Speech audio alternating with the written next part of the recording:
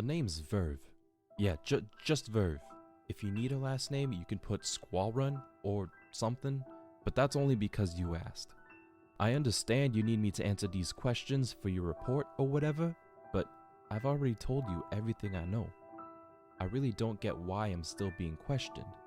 Yeah, no, I get it. It was dangerous and stupid and I could have died, but if it wasn't for me, the girl definitely would have been toast. Plus, between you and me, I've always wanted to jump into a burning building all heroic-like. I was just looking for some sort of compensation for my services, so why the interrogation? I guess that's a good point. Would you believe I just happened to be in the right place at the right time? No? Okay, fine. A few days ago, these peeps at Sola's talked some big game that this rich pomp security system was the most advanced in the Steadfast. Airtight, Nera, out the wazoo. I'll spare you the deets, but bottom line, I'm getting paid by these smooth brains to find the weaknesses in this Numsec. That's Numenera security for the uninitiated. But I never intended to give it to them. They paid me half already, and I was gonna sell this drive back to the owner for more shins. That's what I was doing here. Finished the job too, in case anyone was interested. I was on my way out when the explosion went off. I started running, but then I heard the girl. No one was around. The security team was scrambling. What was I, an upstanding citizen of Charmant, mind you, supposed to do? Alright, we can split hairs all we want, but that's gonna land us nowhere. How about this proposal? I don't even want the shins, keep them. I give you all the info I have on the Numsec, plus the names of the dudes that paid me. In return, I walk free, and you lose the name Verve from your database. Alright, y'all. We ended a couple minutes early today. What story would y'all like to hear before your folks come pick you up? How about... Well, you've already heard about the time we met Banshee, and the time the vessel launched into the sky. How about... how Remnant came to be? Well, a couple years ago there was an accident in Charmant, a city far to the west. A big old piece of Numenera was destroyed that kept the iron wind out. Before it was fixed, the wind came through the city, tearing it to shreds. So instead of trying to rebuild and pick their life back up, a small group of us came out here to try our luck in the beyond. And we found that, the big old donut-shaped thing in the sky. While it was still on the ground, a couple of us were told to take a look inside. I was there, and y'all know Nova. There was also Rochelle, the grumpy knife lady at the edge of town, and Verve, another friendly fellow around here. Eventually, after some fighting and button pressing, Verve got it flying, but raiders were coming. Now, your folks might have told you about this part, how a man named Crimson and his people wanted it. A terrible man who wouldn't let anything get in the way of what he wanted. But we all got in his way, all of Remnant. And Black Cloak watchers went around the ninth world telling everyone what happened that day. How Remnant was a place you can go to start over. A place to build a new home. Alright, time for y'all to go home. I'll see y'all tomorrow, and don't forget your homework. And Dante, I don't want to hear that Ash ate it. Rochelle don't let him eat that kind of stuff. Sorry, I didn't see you there. I was looking at something else. My name is Nova, and I'm on a mission. I'm not sure where I'm going or what I'm looking for exactly, but my ma always told me I'd know it when I saw it. I've got a bit of a knack for that, ever since I was little. My ma and I, and some of my aunties and uncles and sibs too, we've got that knack for seeing what others don't. When I was little, I thought everyone saw like me. What do I see? Different things, depending. It's hard to explain. When I look at a tree or a flock of birds, I see perfect order and symmetry forever, going on and on, longer than humans can count or the most powerful scope can see. But at the same time, everything is bundled up tight inside itself, like a leaf ready to unfurl. I told you it was hard to explain. It helps a lot with our work, though. People come to us with their problems sometimes. Well, I shouldn't say us. We're just the caretakers of the temple. I'm sure you've noticed it. the strange building just as you cross over the mountains into the beyond. We've been there a long time. People come to us when they need to know that there's the promise of order in the chaos, or the hope of chaos in the order, or sometimes they're just following a feeling. And that's what I'm doing now. We've known for a while that the temple had a missing piece, so when I started growing up stronger than my sibs, the quest fell on me. My family taught me to be self-sufficient, just in case I needed to be on my own for a while. It can be dangerous wandering around alone, but I'm not worried about finding what I need. I'm sure the path I walk is straight in some dimension.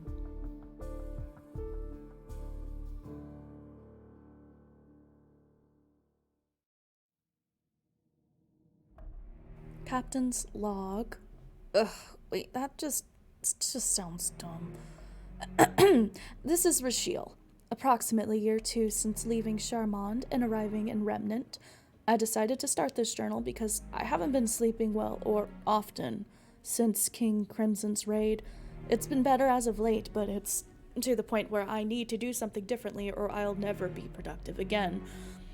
My head keeps replaying those moments over and over, being so focused on protecting the settlement, then falling, trying to make my peace with the certainty of imminent death, then, just as quickly, being alive, safe, on solid ground.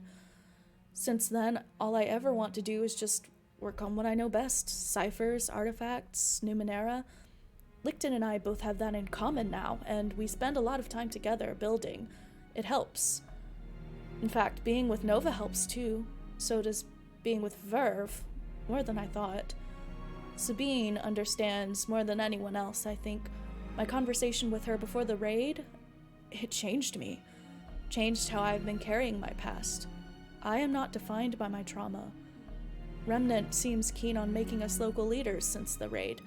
I want no part of that. I just want to continue carving out a life here. This place that I almost died for, this peace that I have spilled blood for, this body that I have spent my whole life hiding. I'm done hiding.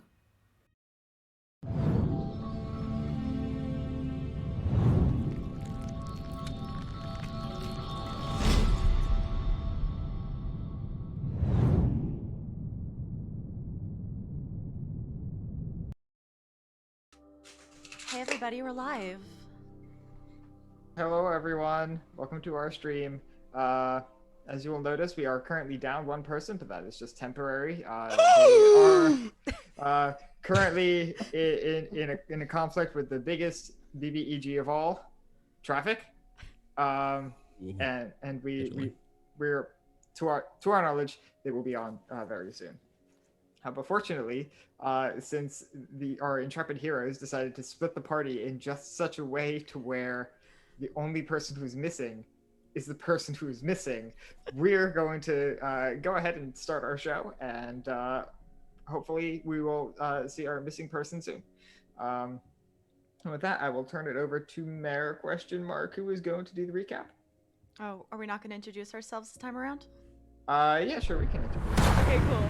Hi. Okay. If you really want to. Yeah, why not?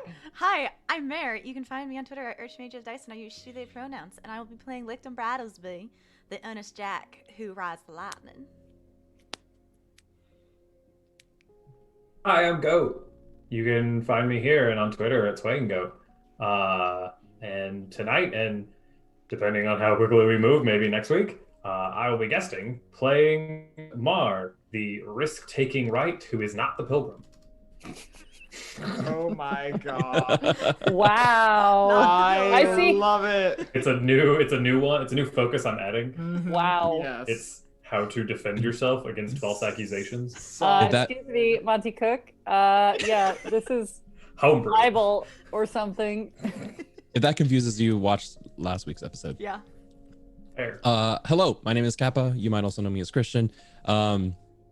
Twitter at @TheKappaChris. I'll do the rest of that spiel later. I play Verve, the risk-taking Jack who touches the ding-dang sky. Also, wearing the visor. Your visor-wearing risk-taking Jack touches the ding-dang sky. And hello, I'm Finley. I use they, them pronouns. You can find me on Twitter at infernal_glow, and I'm going to be playing Nova, the protective glaive who sees beyond. And I am Alex. I will be the GM for this evening. I use they, them pronouns, and I'm excited to get started. Now I can go into the recap. Well, yesterday was a lot, so to speak. There was a dread destroyer. Never thought I'd never see one of those again, but somehow they handily took care of it with, well, at least no casualties in our immediate group, though I know the city event they did take a beating. Nova did some stabs, which she's pretty good at, and Verve surprisingly took something out with the vehicle. It was actually quite impressive. And also there was a new fella who was, I'm gonna be quite honest, the power and the break-in of that destroyer was kind of terrifying. And according to Rochelle and Nova, he also helped in the interior, taking it out from the inside out. So, hey, I will take the help when we can get. After dealing with the destroyer, Rochelle, Nova, Verve, myself, and the new friend Ma talked with the Honest about and learned a bit more about that poison eating. Turns out it was very risky, and, well, there was no guarantee, one, we would survive, and two, that we would get the information we were searching for about the datasphere. So, instead of just jumping right in and eating some poison, which is a mighty foolish idea, to be honest, we decided to sleep on it and went to the markets and get some food, such as some meats that we were originally gonna fry over ash, but instead Ma invited us back to his home. Other than that, besides taking a much needed recovery, it was very uneventful. Though Nova did say that Ma's name sounded familiar, and after a bit of chit-chatting, it turns out the name Ma also belonged to the Pilgrim, the last one who decided and was sent out to look into the issues at the Reverberant Coil. I don't know how that conversation went. I don't know if this Ma is the same Ma. I should check up on her and touch base. Other than that, morning has come. I think yesterday is finally catching up with me, but didn't see Rochelle though. I'm sure she just went out and exploring the city, but I don't think there's any reason to worry. She knows what she's doing. And with that, we will begin our session. It is currently morning. You're probably all getting a late start, unless you made a very concerted effort to wake up early, because yesterday's events were taxing, to say the least. And some of you are still very much bearing the scars and injuries of yesterday. So, what would you like to do? I would be up fairly early after taking my Mar. rest. What was that, Goat? I was just saying, so would Mar. There's people in his house. He's vaguely uncomfortable. Mood fair. I'd be up early, and while I did take a very long rest and sleep, I took my 10-hour rest.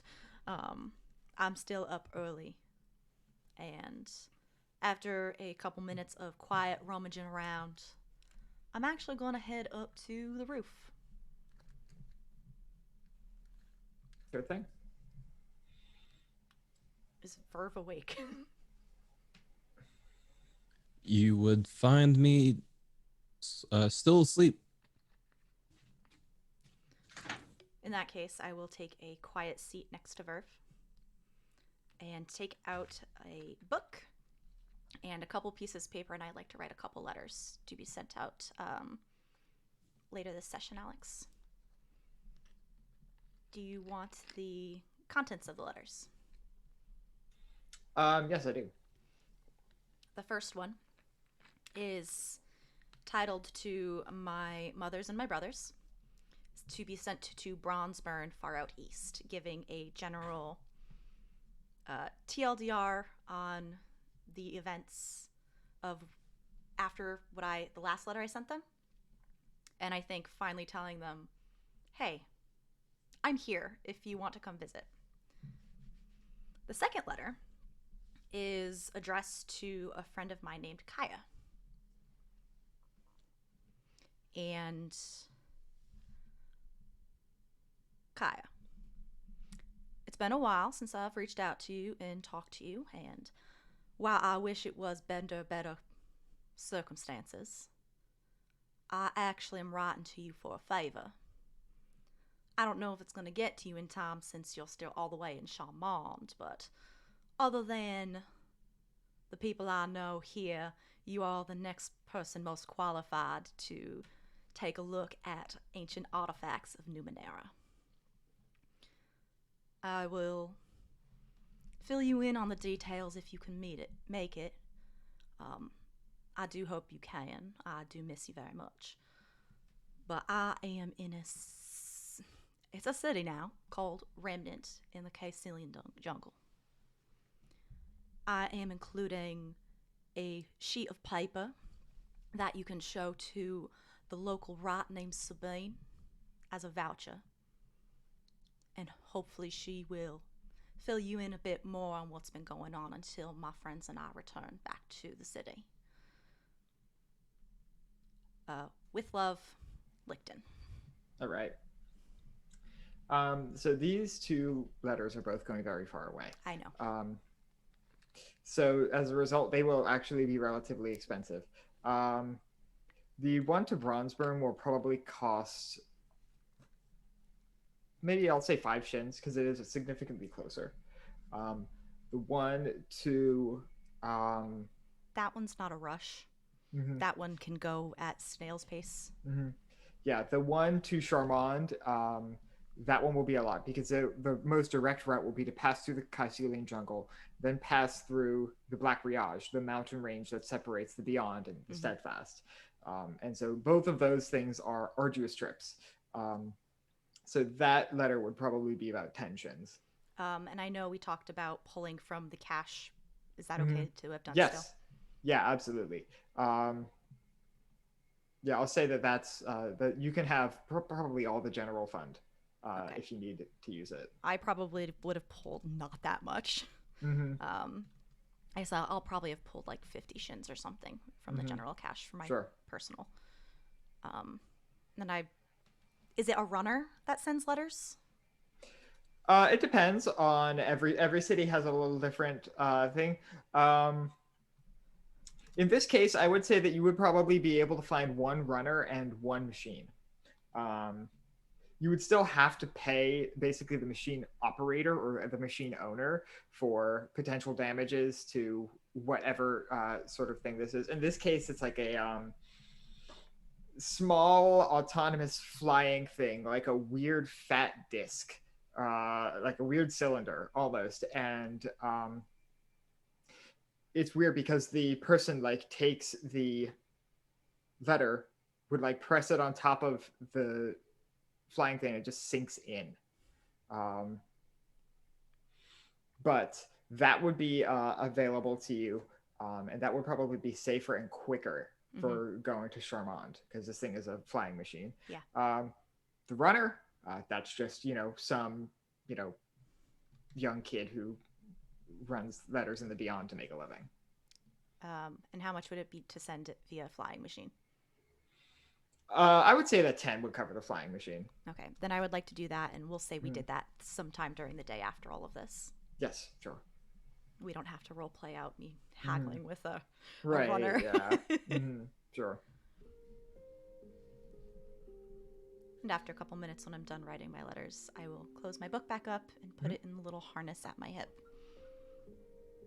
And just wait for all my friends to wake up. All right.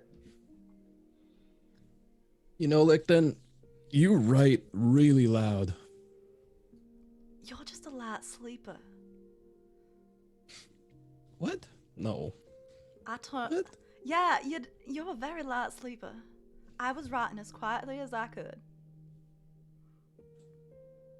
Okay, well, I've been told otherwise, but sure, why not? Okay. All right. What you writing? Couple letters. One to home. Well, where I was born, home, and hopefully to someone that might be able to help the issues with the vessel. I see. If she's even there. She travels a lot, so I don't even know if she's in Charmant at the moment.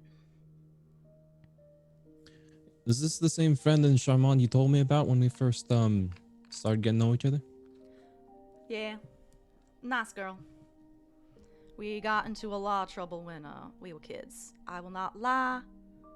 I will not say that we got lost in the mines more than once, exploring for Nera. I see. Well, if she's as great as you say she is, she'll come through. Hopefully. If she's there.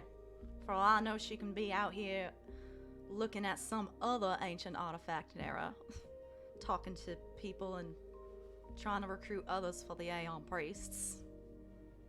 But, Oh, that's right. yeah. She's part of the priest. Yeah. Okay. You'll see. Sorry for All waking right.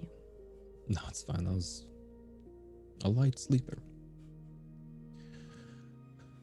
Let's get some food in us, at least just a little bit before one of us has to, eat some poison. Yeah, right.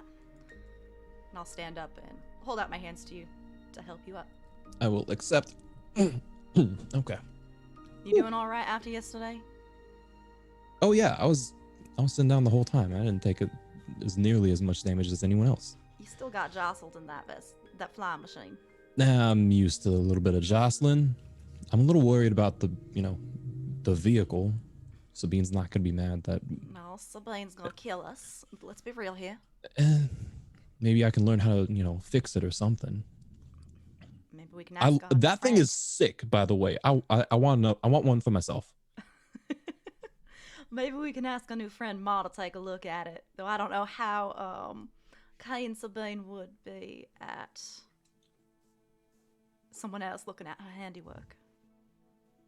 Yeah, it's true. All right, let's get down. So I think that in the intervening time of the morning, Nova will have awoken and come into is there like a kitchen? It's a Try to- pretty open floor plan. It's like a kitchen, living room, dining room. Little island separates it. And is perhaps making herself a cup of tea. And would find Mar in the kitchen? Or in that open space? Yeah, in the open space at the table, just reading. So, quietly making my tea. Perhaps I'll join you. Good morning. Morning. Yes. How did you sleep? So well, thank you. This is very kind of you to put us up like this. Well, I've been a traveler in this town before. Yes. I don't think with everything that happened and everything that came to light yesterday, there's one thing I didn't get to say to you, and that is thank you. Oh. For what specifically? Well, among other things, you appeared out of nowhere in the destroyer and helped us. Well, perhaps it's more accurate to say it's dead now, and that's thanks to you. I'm going to give Rashiel most of that credit. I think you and I were sort of flailing about hoping something would work. But you are welcome. And it doesn't technically know where it was from outside. From the city. Yeah. No, I've never seen anyone who can pass through walls. I can see through them, but to walk through them? That's I something can't special. usually. That seemed to be an exceptional circumstance. Well, whether it was some sort of miracle or power you did not know you had, it really saved us and your city. Who knows what could have happened were you not able to be there. Oh, everyone in Enthate would be dead, probably, if they couldn't flee the city fast enough. You know, you put things bluntly, and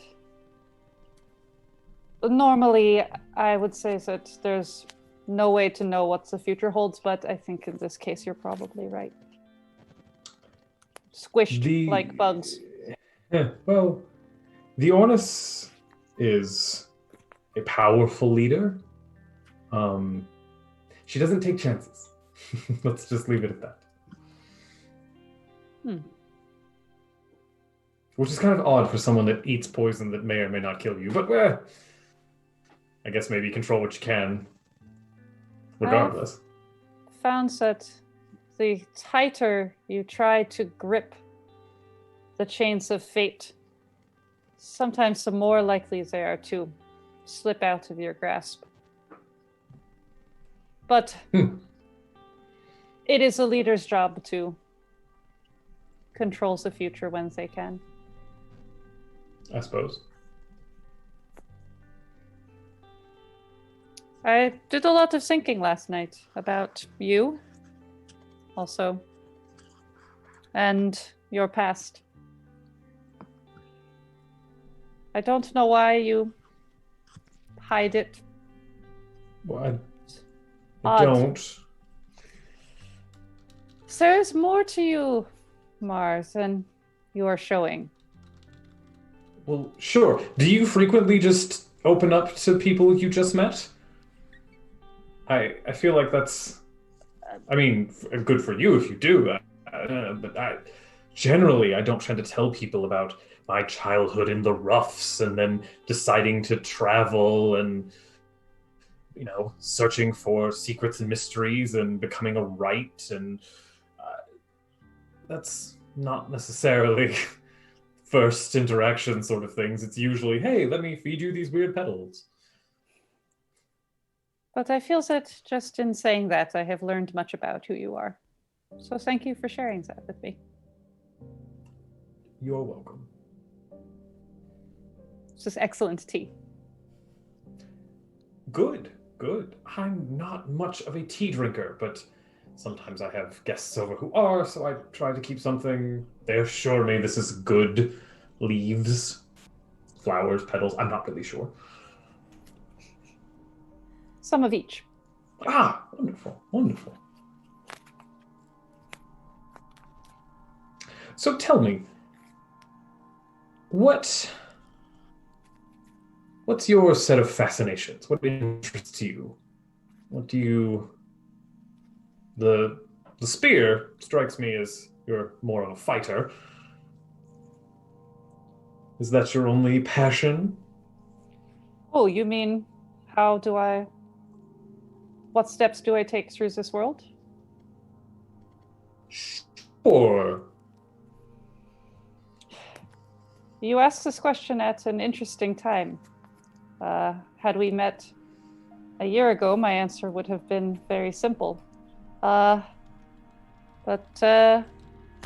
these days, my fascinations are,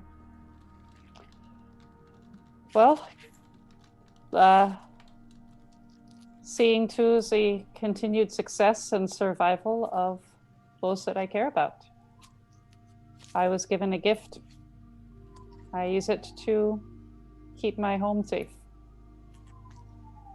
Interesting. What was your goal a year ago? I don't know. Oh. And that was my goal, was to figure it out. Oh. Okay. I guess that makes sense. As much sense as anything does. My goal was to examine the world and things around me, to look for things that others did not, to find meaning in unconnected events and circumstances, and find the proverbial pot of gold at the end of the rainbow, I suppose. I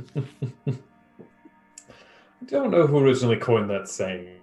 I've find that rarely pots of gold are just waiting around. But you seem like the type that, and your group in general, seems like the type that isn't afraid to get their hands dirty. So I'm sure you'll find that pot. I think if there is a stash of shins to be found anywhere, I leave it up to Verve and Licton and Rashiel to find it and make good use of it. What are you leaving up to us, Nova? Oh, good morning. I was just saying that if ever We came in the front door.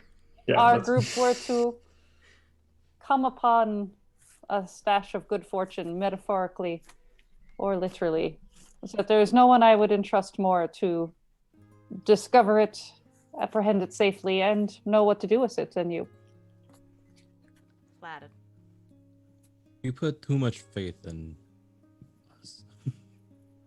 Will Are you you saying- enjoy your morning walk? No, we were on the. I was From the roof? Yeah.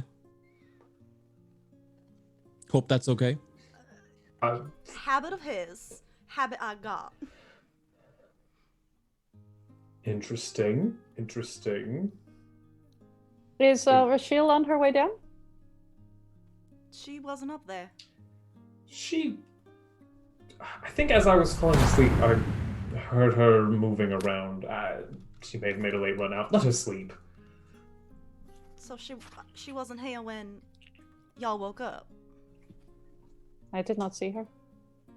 I don't recall. Huh.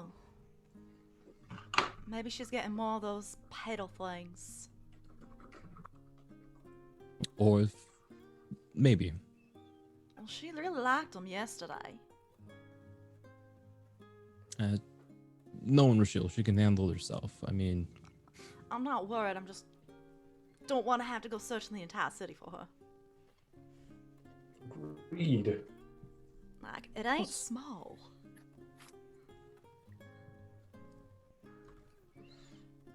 look, if I know Rashiel, she'll be back soon.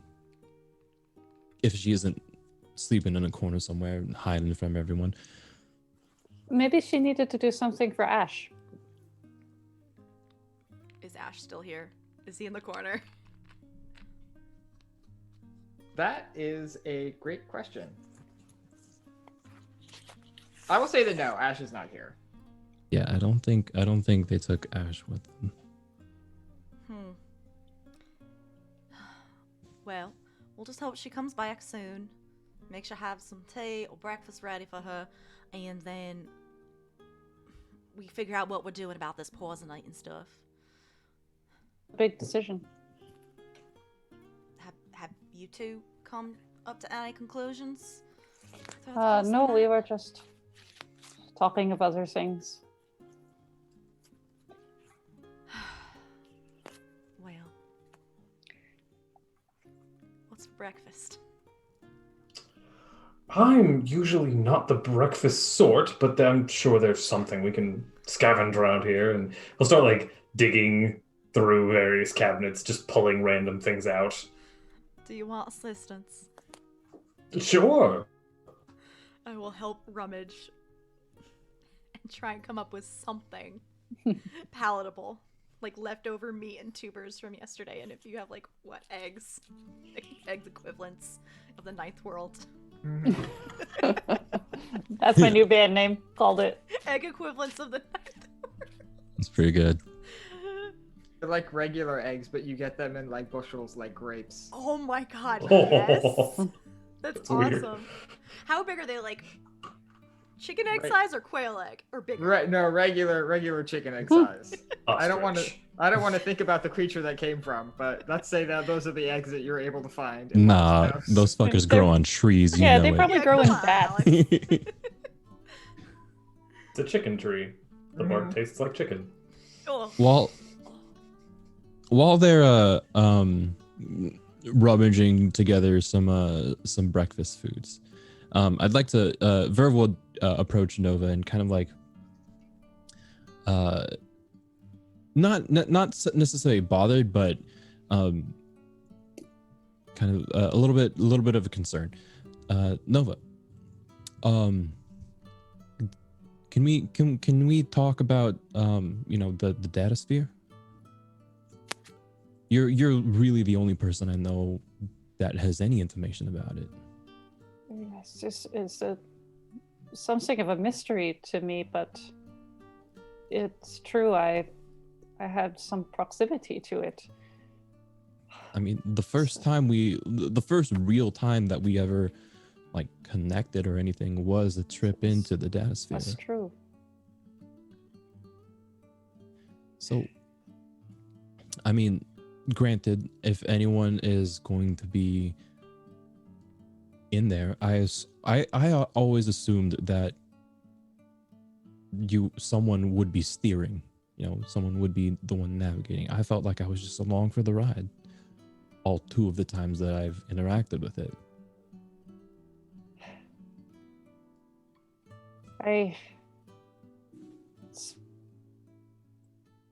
When you say, I don't know if a person can truly steer the data sphere. It has a logic all its own. But I don't know, perhaps, are you saying, do you think I should be the one to try and go in there, or? I'm just saying, if anyone was going to, they should at least know a little bit. And if that person was going to be me, I'm not saying that it's going to be me. I just would like some pointers, if you've got any. This might be a GM thing. Do I actually would Nova actually know anything about navigating through the data sphere? Why don't we go ahead and make this an intellect challenge? Okay. I will Does definitely. this involve jumping at all? Tragically, none of this involves jumping. jumping into Okay, the data 'cause- sphere? Not quite. So we can make Intellect? this an intellect task. I'll give you 2 assets for your background. Okay. Do you have any other skills you would like to apply? Absolutely not. Okay. I would have said this started at a challenge 6. Your 2 assets bring it down to a challenge 4. Yeah. Would you like to spend any effort? Yeah, I'll go ahead. And because let me just see if, as we've learned, the combination of Finley and Nova have a brain cell and a half to rub together. So what I'm trying to ascertain here is just is it possible for somebody outside the data sphere to meaningfully help someone inside it to navigate? Mm-hmm. Sure. Okay. I'll go ahead and spend an intellect. Sure. Mhm. Hey! Hey! Yay! Hey, Seth. My favorite person is here. So Well, my favorite person who wasn't here. Because he's also my favorite. Shut up. I'm dying. Okay. Yay! Goat, shut up. Hi, everybody. Wow. Okay. Spending some intellect. Yes. Mhm. Here we go. Can tasks be assisted on? Tasks can be assisted on if the person who is attempting to assist has skill in that area. You're also not there. How loud are y'all talking? I would have done it in such a way that doesn't disturb breakfast being made. Yeah. How many Well, levels? Yeah, you like explicitly Yeah. said we're going over here. Yeah. How many Fair. levels of effort Fair. did you spend? Also, Go, I probably would have One. dragged you into some One. kind of conversation as well while I was cooking breakfast. No, but you spent 1 level of effort?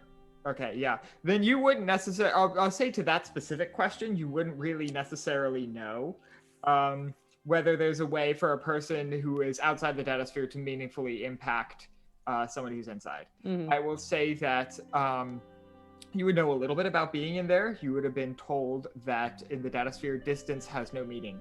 Yeah. You move instantaneously, always. You would also know that the data sphere is sort of partitioned into these different, what are called frames. These sort of little boxes or scenes that are sort of discrete pockets of information. And you travel through these different frames to go places. You would also know that time works different in the data sphere, and that a way in isn't always a way out. So I'll say, I think, imagine a country. This is like an ocean or like a dream. And when you travel in this place, we saw it somewhat when we met the Jurassicus. There was no space and no time, just pure ideas. So when someone is in there, you can move through concepts and situations. But it is not really the same as moving around here between buildings or cities. And the thing that I am most concerned about is just because we can get in does not guarantee us a way out.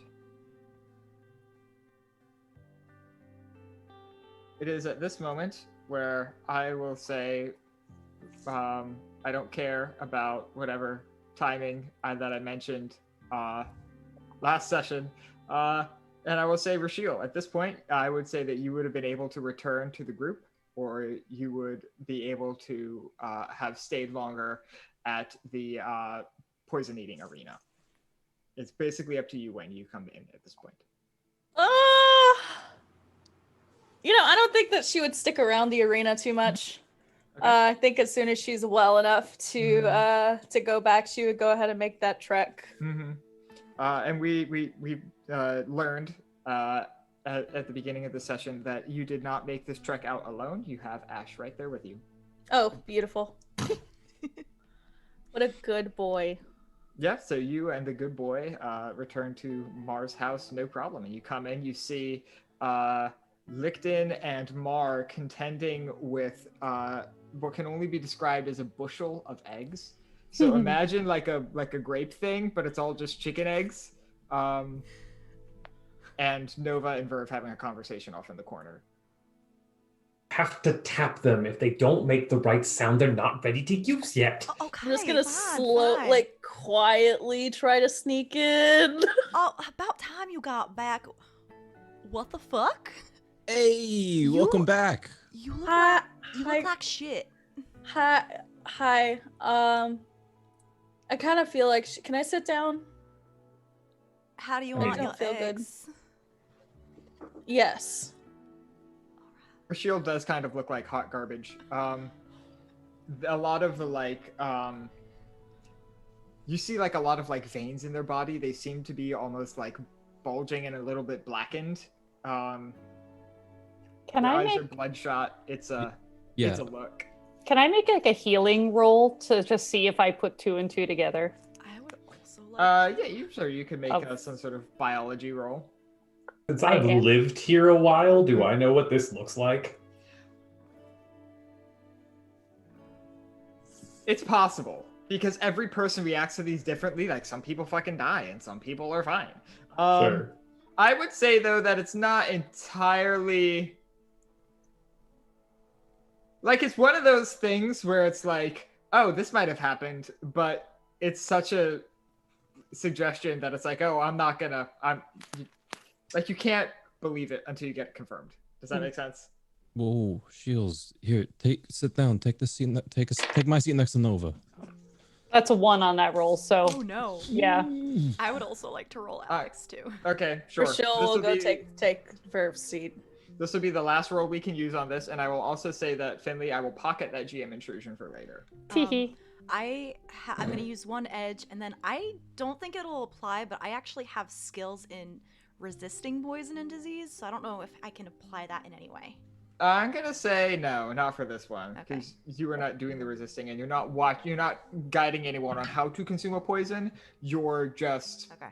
looking at the effects. With 1 level of effort, I got a 10. All right, with 1 level of effort, you got a 10. I would say that,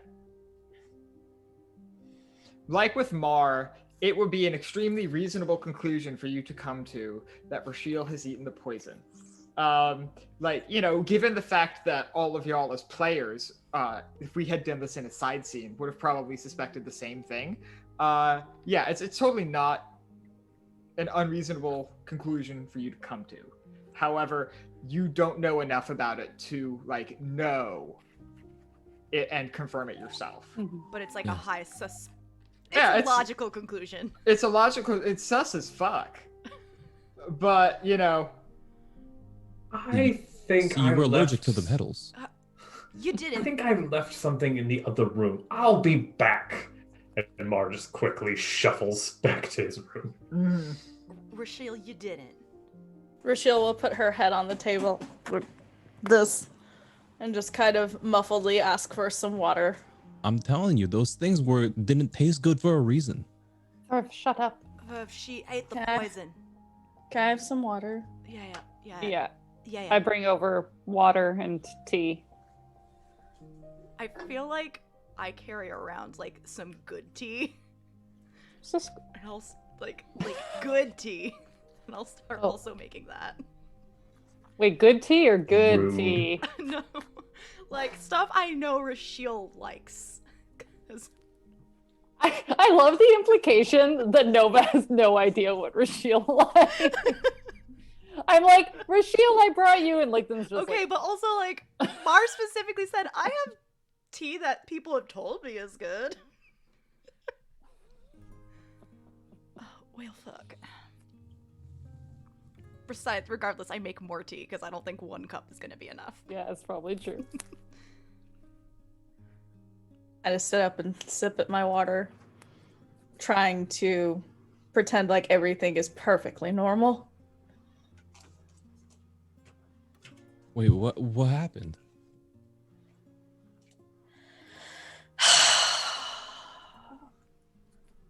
I waited until you guys were asleep last night. And it needed to be done. I didn't really want anybody else to do it. So I went to the arena and I ate the poison. And I'm alive. You Barely, but I survived it. It's a damn miracle.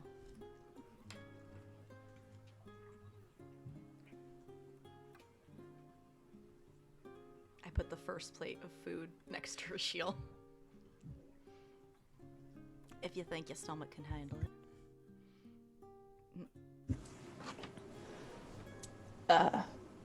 Maybe later. Thank you. And in the lull, I will let them know what I saw. I was gonna say, before you start any explanation, Verve is gonna storm out. I'm in the vehicle for the GM's benefit. You're muted. How would everyone like one experience point? Horse. Give it to me. All right. Sure. Everyone, you may mark one experience point on your sheet. And this GM intrusion will go very simply. Verve, you go up, you go out, and you go back to the flyer. It's a bit of a walk, but you get there. No problem. You sit down in the cockpit, you press a button that goes on, it's just click. And nothing. Damn it. I wasn't even gonna I was gonna sulk in there. I wasn't gonna Oh, click okay. anything. Well, point being, Okay, it is sure. currently not functional. Sure. Okay. Maybe you can't turn the AC on. Okay. Cool. Could I have used that opportunity to dodge this very awkward personal situation? Be like, oh, I'll come with you. Maybe you'll need help with finding your way around town, and just duck out with Verve? If Verve lets you, or you can just like get I'll out say the you door can- and then fuck off. I'll say you would have seen me storming off out of a window or something, and I don't know, could have caught up with me, I guess. I'll make sure they don't get lost and just walk Wait. out. Did Mars see you storm out? Did they see through the window, or did they see you storm out through a window? Did you get I'm so not bad you storming out through a window. Oh, I thought that's what you did. I got confused. Listen, I feel like It is we're very with you, Verve. fucker. He's Jump out the angrily, window. like, barrel Fuck this rolls door. out. Angrily square and roll out. But yeah, Okay. I don't know. However it makes sense. You would have seen Verve leaving. Okay, Verve dips out. Mara is able to follow easily. So watch him go. I'll sit down at the table, sort of across from Rashiel. Does Rashiel react at all to seeing Verve hightail it? Rashiel's not reacting to a lot right now. Fair. So I understand. She probably looks like she feels bad, but just barely because poison. Yeah, imagine if you got a hangover from drinking snake venom. It's like that. So yeah, I'll just listen. I understand why you did it. I'm glad you're okay. Thank you, Nova. I'll take a seat in the next closest chair to Rashiel. Glad you're alive. Yeah, it was. I mean, it's poison, of course, but it felt just unlike.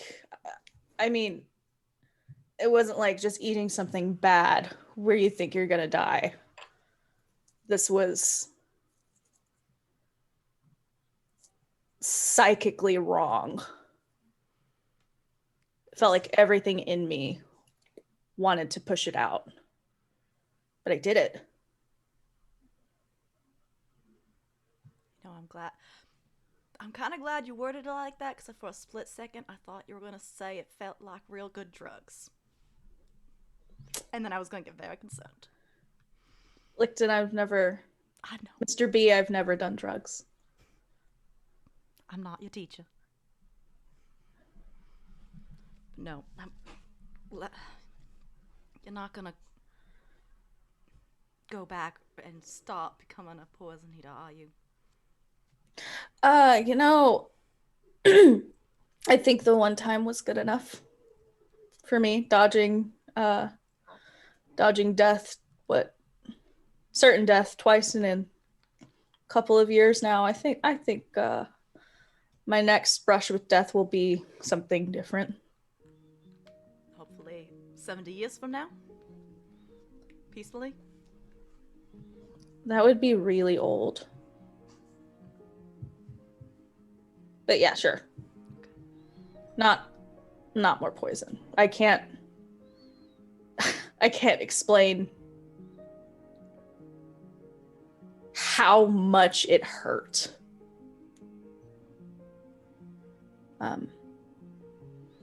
Anyway, Rochelle will actually stand up at this point, kind of shakily, but stand up nonetheless. I am gonna go get Verve because it wasn't for no reason. I actually saw something that can help us. You sure you don't want one of us to go get him and try and bring him back? No, I think I need to talk to him. All right. Take your time. Don't rush. Last thing we need you is falling, keeling over in the middle of the road. No, believe me, I don't think that sitting still, it's kind of making my stomach churn. Moving feels a little bit better right now. But I promise I'll be careful. I have to tell you guys what I saw. All right. We'll be here when you're ready. I'll be back in a minute. Rashiel, it is easy enough to find Verve. You do find the flyer in a very damaged state. You might have concerns about its flying efficacy at this point, but that might be a lesser concern. If anything, in a passing thought, I'm sure Rachel's like, oh, fuck yeah, I don't have to fly in this thing again. Yay. Is Mar there as well? Yeah, Mar, did you head to the, did you follow Verve all the way out to the flyer? Yeah. Okay. And seeing how fucked up it is, if Verve didn't want to talk, which I'm assuming Verve didn't want to talk, if Verve did want to talk, I'd have been like, "What? Is this yours?"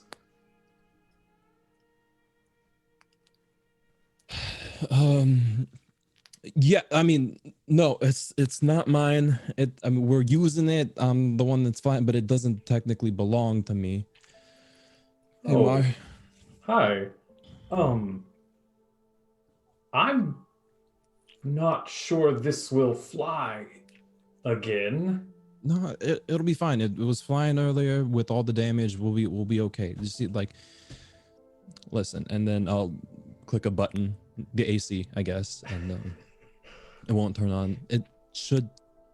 So you know how sometimes when you're like running really hard and doing a lot of things and you feel great and you're fine, and then you wait like 15 minutes and then you just collapse and don't wake up for a couple days? More familiar with that than you know, and he's like hitting the button harder and harder, just frustrated.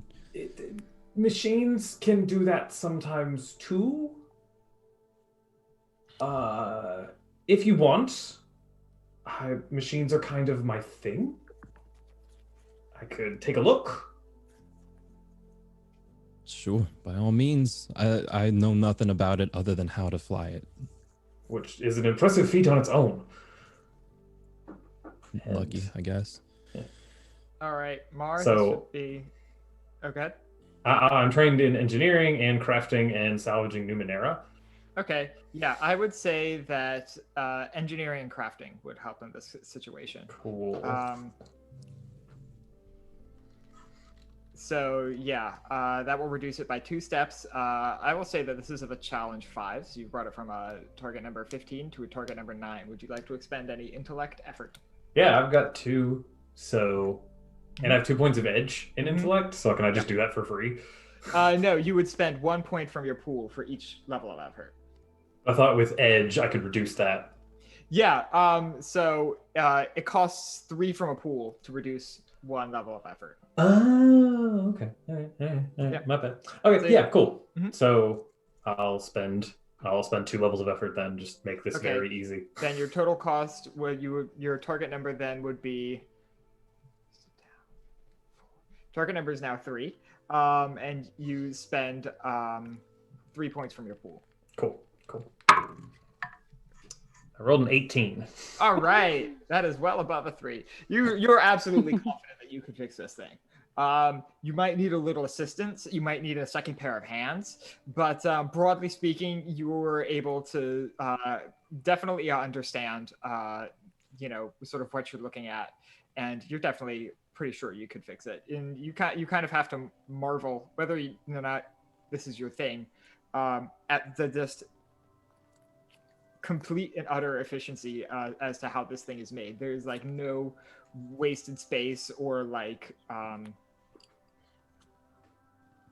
it just seems like it's very efficient and well thought out. The crafter or wright that made this is absolutely fantastic. I would adore to meet them someday. That's a really great compliment. I'll make sure to tell them. I'm also fairly certain I can fix it. So maybe they will know. I'll try my best to make it seem like not my work. But um, Thanks. No, that's wonderful. I don't know how else we would be able to. I mean, other than walk and get home. Sabine would have killed me if I didn't return it back in one piece. fair. Fair. I probably would have done the same if I had made this. At that point, I guess if it's okay, I'd look and see Rashiel coming. And on a chance to dodge this awkward conversation again, I'll go get my tools. And starts going back towards the. Yep. Verve turns around and starts messing with more buttons, Mhm. just on the off chance that it turns on, Nothing. increasing with increasing frustration as Rashiel approaches. Yeah, right. I think Rochelle will give like a nod of acknowledgement to Mar and probably just recognize the I gotta get the fuck out of here expression on Mar, just kind of like, I'm not gonna stop you, don't worry. Yeah, the avoiding eye contact kind of like, oh. So I like to think that Rochelle from afar will kind of like be squinting, and then as she gets closer up, probably be able to see that Verve is essentially just pushing the AC over and over again. And It's the bacon button. yeah, right. You know, I don't think that, I think that function works a little bit more like an elevator door, where if you push it more than once, it just makes you feel better, but it doesn't actually do anything. And at that point, Verve is just so he throws his visor at the dashboard with a clatter. Rashiel, I know, okay? I just came out here to check on you and to tell you that I didn't do that for no reason. I was able to find something that would help us, I think.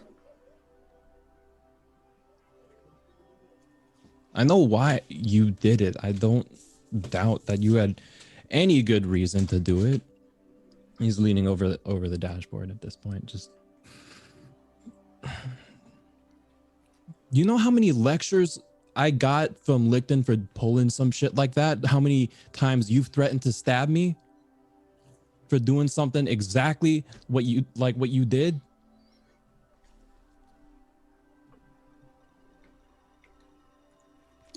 You're right. Yeah, especially when the Raiders came, I gave you a lot of shit for trying to handle the Peacebringer by yourself.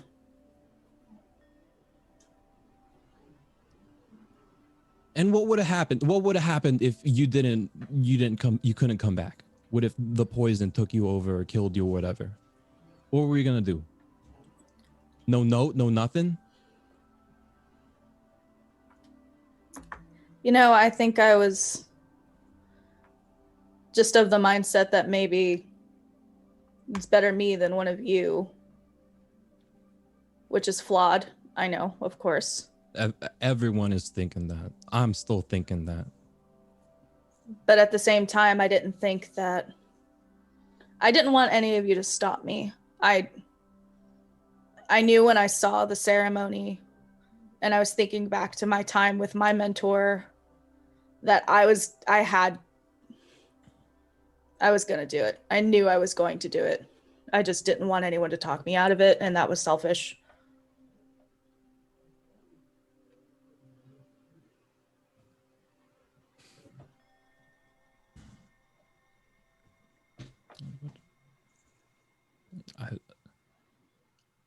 At this point, Verve turns around and you can see like his eyes are red, watery.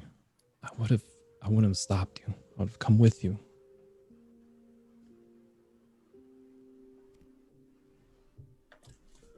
I guess I didn't. We're supposed to be a team, Shields.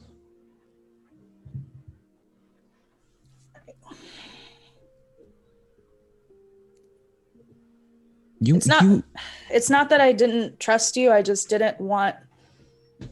And you know what? I'm glad that I didn't bring anybody. I don't think anybody should have seen what I went through. You and I have seen a lot, but I don't think I want anybody to see what happened to me.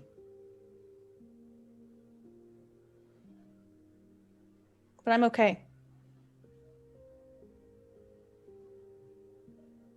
Yeah, I know you're okay.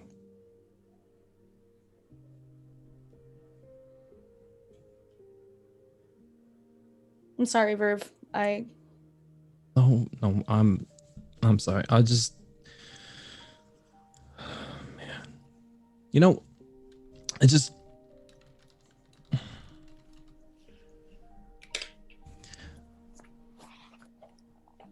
I don't tell anyone. Remnant doesn't feel like home. Okay, you all feel like home to me.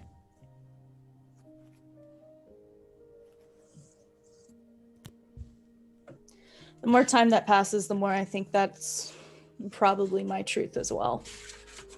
And I was being reckless.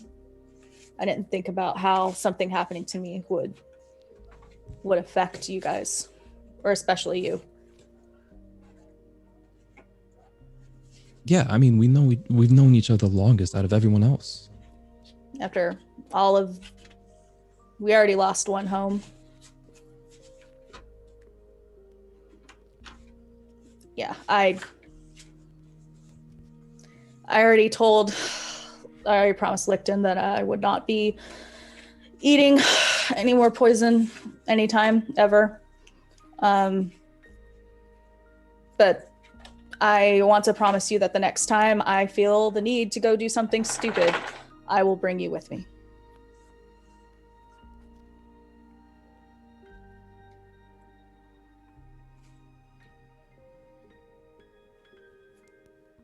Because out of everybody, and Nova is great and Licton is great, but I know that you are probably the only person who could tell me that you wouldn't stop me from doing what I know I need to do. And I believe you. And I want you to know that I appreciate that about you.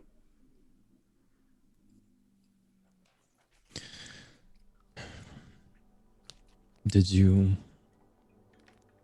see what we needed to see?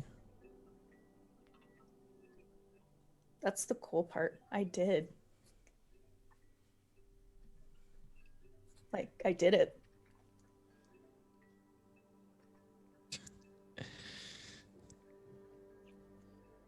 Well, did you tell them? Not yet. I had to come get you. Oh. Ew, fuck that. Okay. Okay.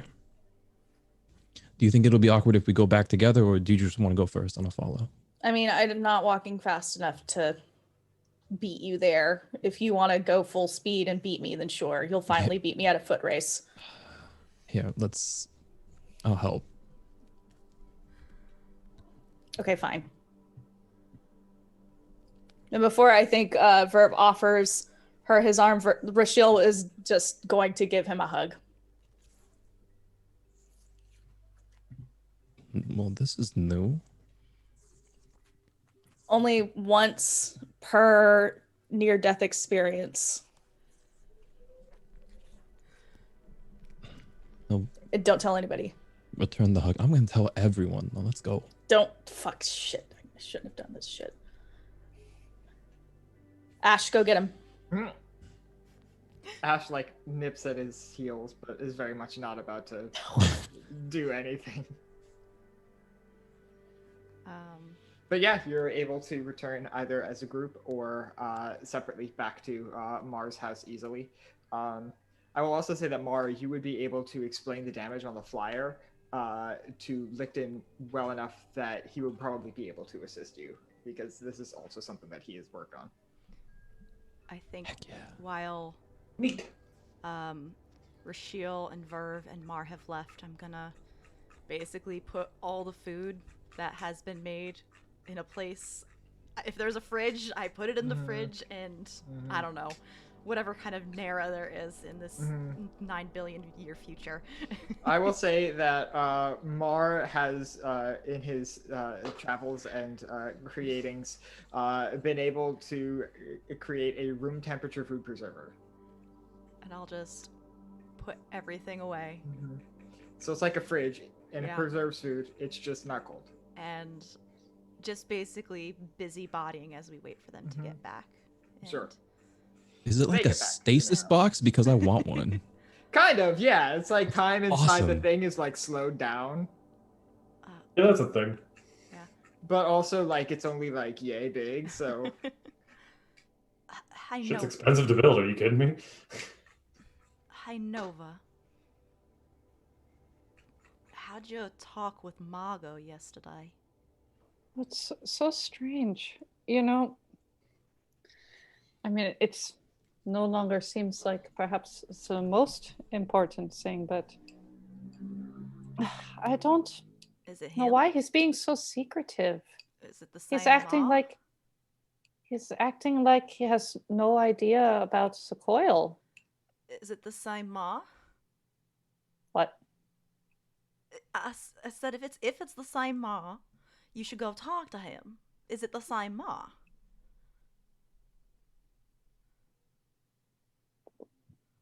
You look very confused, Nova. You think it's not the same person? It's a possibility. The Ninth World's big as hell. Why would two people have the same name and be in the same place? Listen, out in the beyond, there's a lot of Lees. People like to name their kids Lee. It's completely possible. I've never met two Lictons. My name's a little more unique, but it's possible. But why would a different Mar be here with us? So it doesn't make any sense.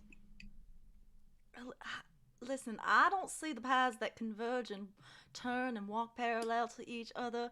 It's coincidence, I guess. Like, there's so many letters and so many combinations for names. Do you know how many combinations you can make with the 27 letters of the alphabet?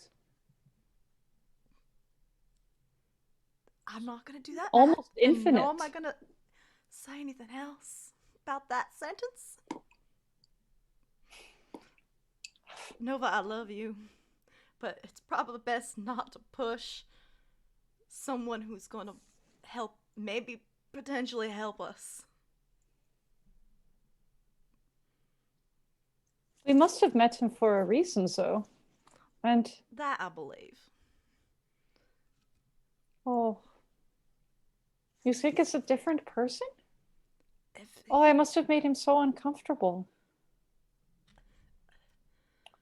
Listen, I'm going to have to apologize. either he's not it or he's lying if you didn't get any information out of him, but either way, I don't think it's worth pressing the issue.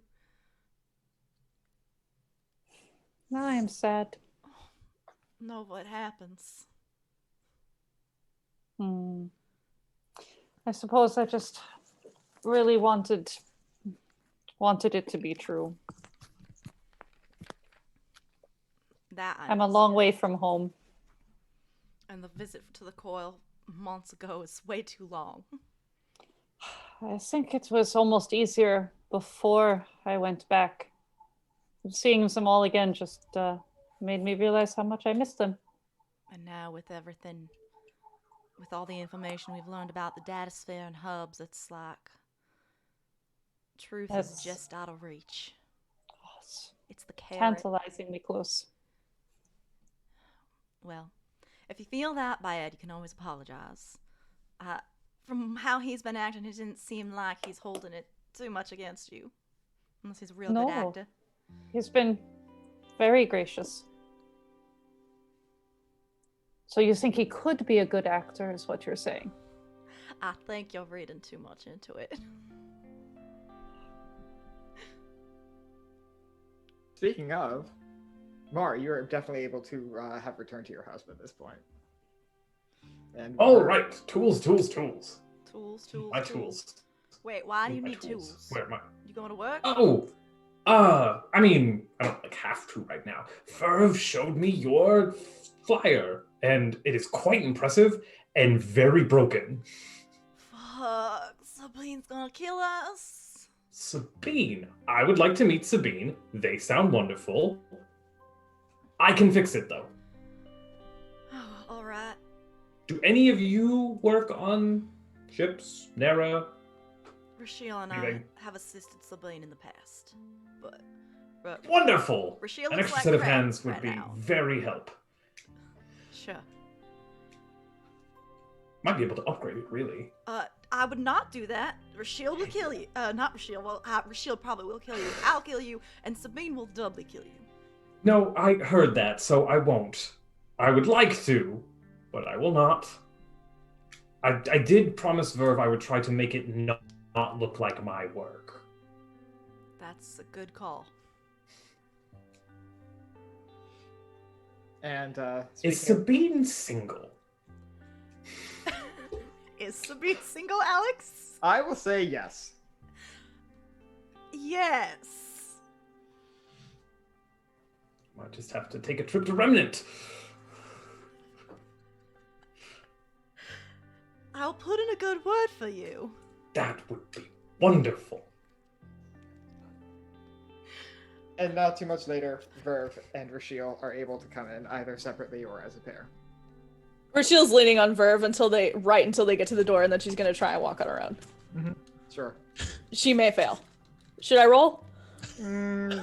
Sure. Let's say that'll be the most interesting thing. Okay, I'll roll. Put the challenge at 4. Okay. You can expend effort from your might pool. I'm not expending effort for this.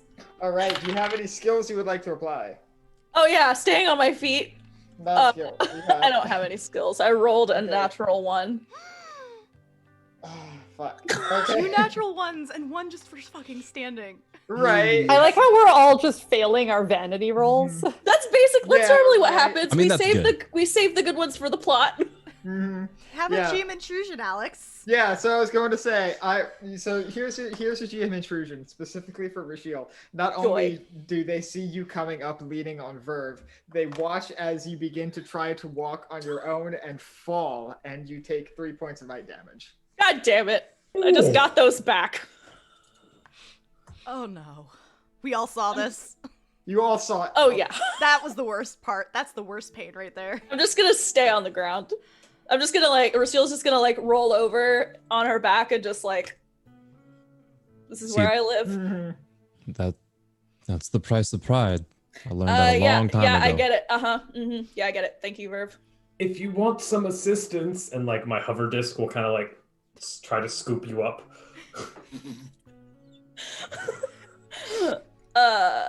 Do you want help onto the hover disk, Rochelle? I don't want anything that flies anywhere near me, but thank you, Mar. Technically, it floats. That's the It same can't really go any higher than this. the same terrible function. Thank you though. It's very cool. I can't.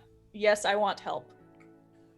And apparently I'll just lean on you until Yeah. for the rest of my life. It's fine. Verve will pick you up and get you into a seat at the food table or dining table or whatever communal area is we're eating at. It's an everything table. There you go. When you get back, Verve, I'll give your shoulder a squeeze. It'll look like, you alright? Type look. Yeah, I'll be fine.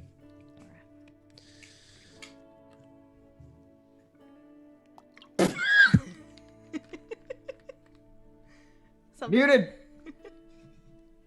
Anyway, for expediency's sake, unless Rochelle, you would specifically like to tell everybody about what you saw in during the poison eating, would you like to specifically recount that? Nope. Okay, then sure. Rochelle is able to describe to you basically what they saw, which is a few hundred miles south, not too terribly long of a trip in the flyer. They would estimate. There is this sort of large synthetic steel platform on which are a bunch of like weird perturbations in reality, and simultaneously like this hatch down in which there is basically a ruin of some kind. You see this almost like a severed claw, and it's in like a C shape like this, and that is basically your key into the datasphere, your vertex.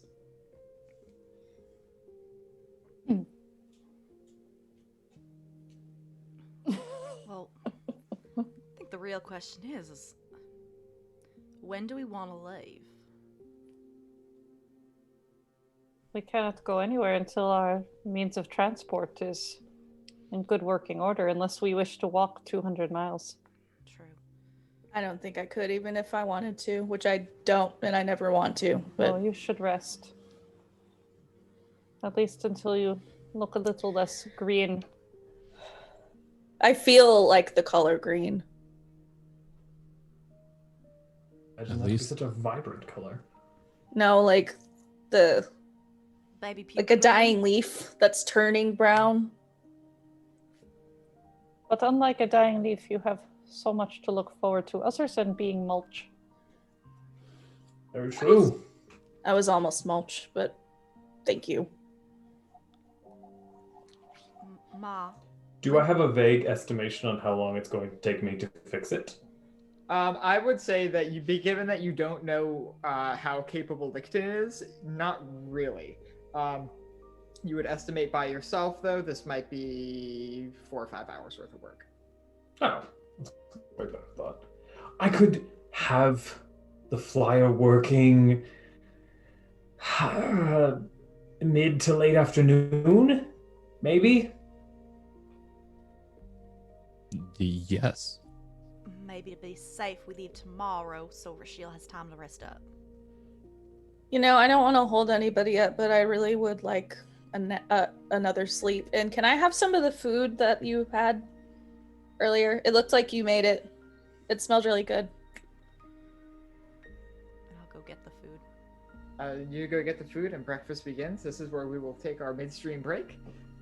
So get up, everyone, pet your pets, use the restroom, do everything you need to do. We will be back in 5 to 10 minutes. Hope to see you then. Bye. Oh baby, I love your madness. Welcome to our Patreon. Here on Open for Adventure, we are making high quality Dungeons and Dragons content, folks. We have a great big world to share with you, and by becoming a patron, you can help us explore and expand upon this adventure. With your support, we can invest in more amazing artwork, better mics, fancy cameras, and overall stream quality. Not to mention, help us get some amazing new merch that we can use for giveaways. What do you get by becoming a patron? I'm so glad you asked. Let's take a look at the different levels and give you a sneak peek at what you can get at each tier. Did you know that the family of the First Lord Theo, the leader of the rebellion against the Empire, actually invented firearms nearly 25 years prior to the current campaign? The designs for this high-tech weapon are the Delaney family's best-kept secret. Also, they were originally invented by the late First Lady Victoria, Theo's mother. Access to lore leaks like this is what you can expect from the first tier, written in blog-style posts after each weekly session. Ever wondered what goes on off-camera? The next 3 tiers give you exactly that. With Stolen Moments, you can get access to text-based roleplay moments, highlighting experiences that don't make it onto the stream, like Leona's training session with Ray and Asmar. Stolen Moments Plus gives you access to roleplay moments featuring our guests, non-player characters, and historical figures, featuring the likes of Marshall, Annalena, and even the Empress herself. And Roleplay Addiction takes us to a whole other level. This tier gives you exclusive 30-minute videos of canon interactions not otherwise seen on stream, like late-night drunken interactions between paladins or tender moments featuring your favorite character ships. The Warm Fuzzies is super simple. It's everything I've listed so far, and also you get your name on stream after our weekly regular sessions. Every session. And our undying love. And finally, the most epic of all Patreon tiers. Drum roll, please. The Loremaster. This ultimate and final tier gets you first look access at all of the content going into our upcoming, official, Open for Adventure campaign setting. Lore, maps, monsters, items, dungeons, dragons. Go ahead, have a look around, make yourself at home, and consider becoming a patron to help us make this fantasy world a little bit closer to reality.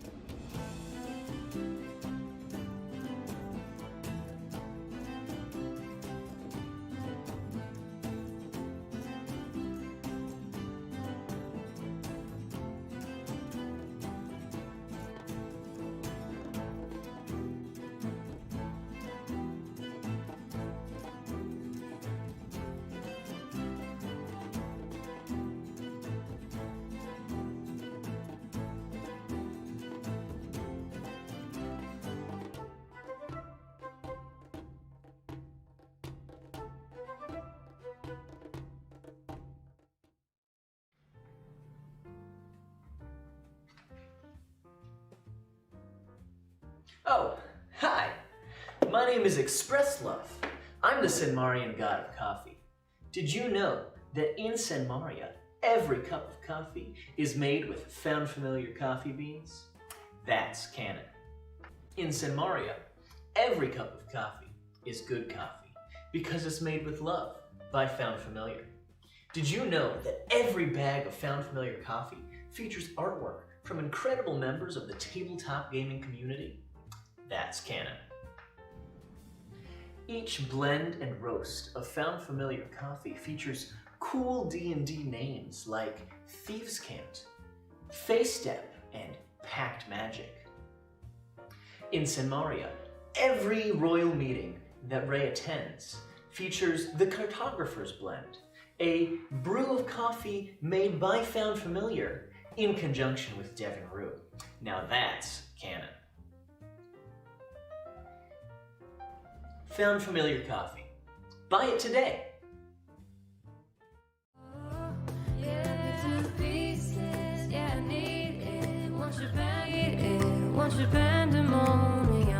Life is so easy. Whoa, you love me to pieces. Yeah, I need it. Want your pandemonium.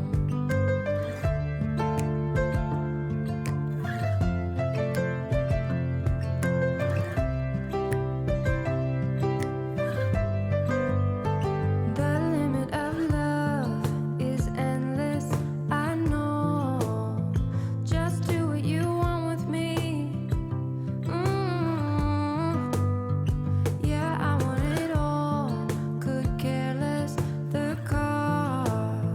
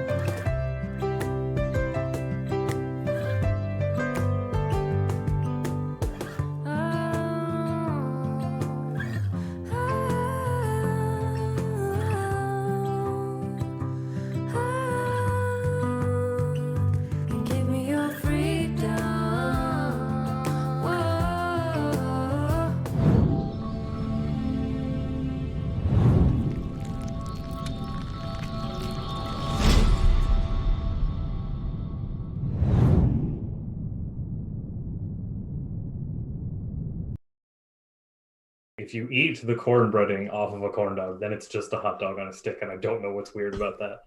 Thanks for that enlightening knowledge on stream, Goat.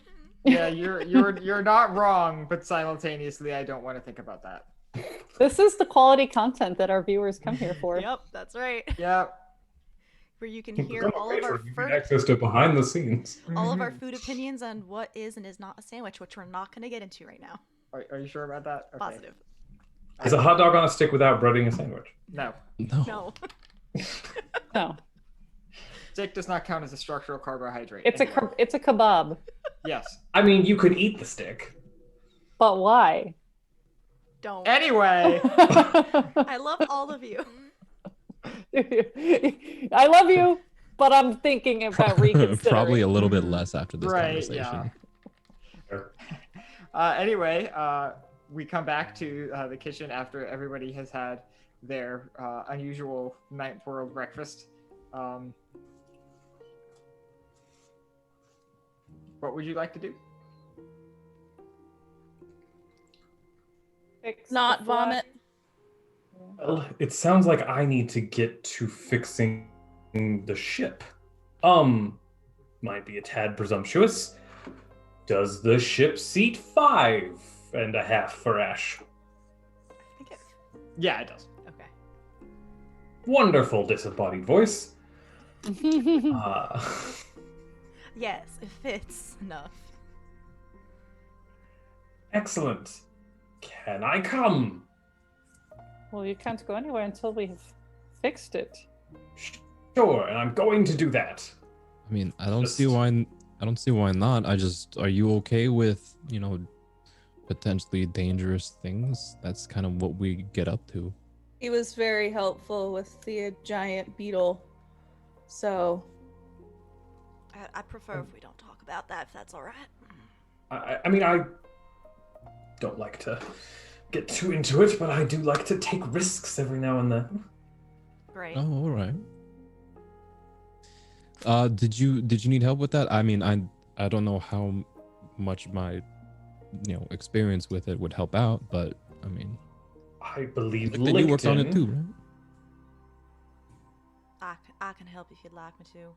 Verv, if you want to come help hold something up while Ma works on it. Sure. Wonderful. All right. So yeah, it's again easy enough to head out through the town and get to the flyer. This will be a repair task. You will be able to apply skills and you will be able to use assets, but you will not be able to apply effort because this is a task that will take place over hours, and effort is generally an instantaneous expenditure. Does that make sense? Sure. So, as a natural crafter, pretty much all structural things I make are considered a level higher than they would normally be. And I'm trained in a lot of crafting and building and structural things because that's my whole character. Yeah. You should have a skill in crafting Numenera, right? Yes, I have crafting Numenera. I have crafting. I took like some other crafting skill and salvaging Numenera and understanding Numenera. Okay, I will say that you can use crafting and understanding to get your two levels of skill in.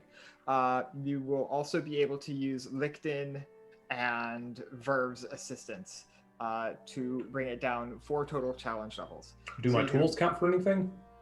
That would generally fall under the asset category. The only thing is that so does people helping you. Okay. And you can only get up to 2 assets on a roll.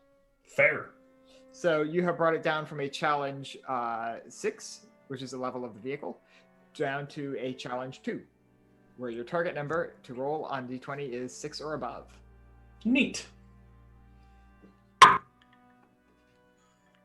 Dear God, I rolled a 6. Oh, great! All right. Yeah, it takes a bit, but honestly, with Licton's help, he's surprisingly adept at understanding and being able to help you fix this thing. Definitely rare sort of expertise that you probably haven't seen very much of, even in all of your travels. Do I understand more about this flying machine now? Like, how the fuck is it this fucking cool? Yeah, you do. Yes, you. I would say that. Yeah, you would probably have a temporary skill in like being able to futz with the machine itself. If you hook it in there, it's Temp gonna. skill, futz machine. If you hook it in there, it's gonna short circuit. So Sabine usually does it like that. So go over and around the other side. Imagine most would not. Tell me more about Sabine. Very. That's smart. probably why I rolled so low, is because I'm constantly Yes, I love it. distracting the conversation to learning more about Sabine. Oh yes, no, Sabine's great. Very smart. Very determined. Probably one of the like the head and engineer of Remnant. Would Yeah. you say, Licton? She and Rashil are more or less the ones that have done a majority of the building in Remnant. Wonderful. There was that time that they made the weather spear. Yep, the weather spear. That's right. They've made a weather spear? Yep, we're gonna skip right after that. Weather spear. They made a weather spear, but also they helped build the entire city with the parts we've salvaged. Very impressive. And then what are they called? I don't know, little help bots. That's more of a shield, but they're cute, useful. Like more advanced versions of Ash? I don't remember what they're called. What are the little thingies called? Oh, the gazers. I think they're called gazers. I don't know. But they're little spherical machines. Wonderful. But Cool. yeah, this task takes you probably about only 2 hours, 3 max. So you're able to get it in under time for sure. It's about time for lunch. I think it's good to go. Verve, if you would like to hit the bacon button. All right. Click. Are you trying to turn on the like go straight for turning on the engine, or are you turning on like the AC first? I'm turning on the AC first just to test out. You know, I'm Sure. taking risks, but I'm still being cautious. You know? No, he's upgraded it to actually produce bacon. Oh, I was specifically told not to upgrade the machine. This is true. No matter how much we would like an actual bacon button. Yeah, you turn on the AC and seems to be working.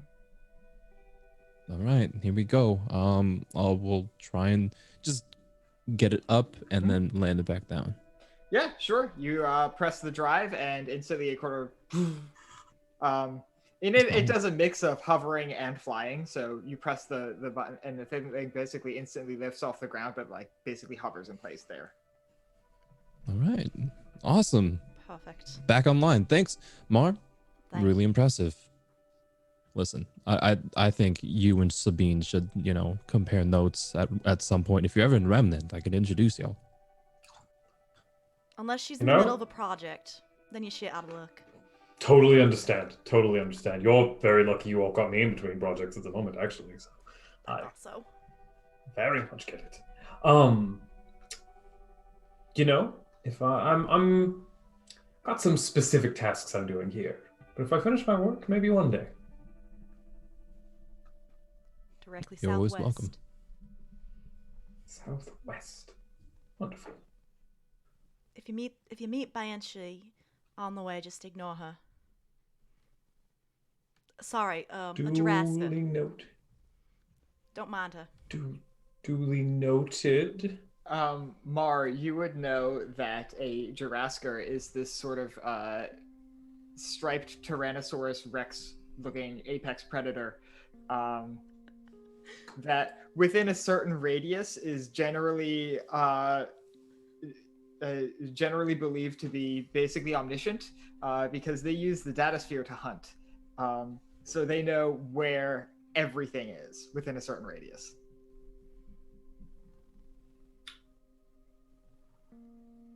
Sure. We get that look whenever we tell newcomers to.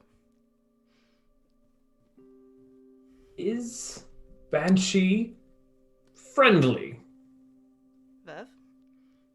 I mean, stay out of her way. Don't antagonize the area. You'll be fine. I want to say she's not harmless. Oh no, she's very, very dangerous. I use 3 negatives there, so just...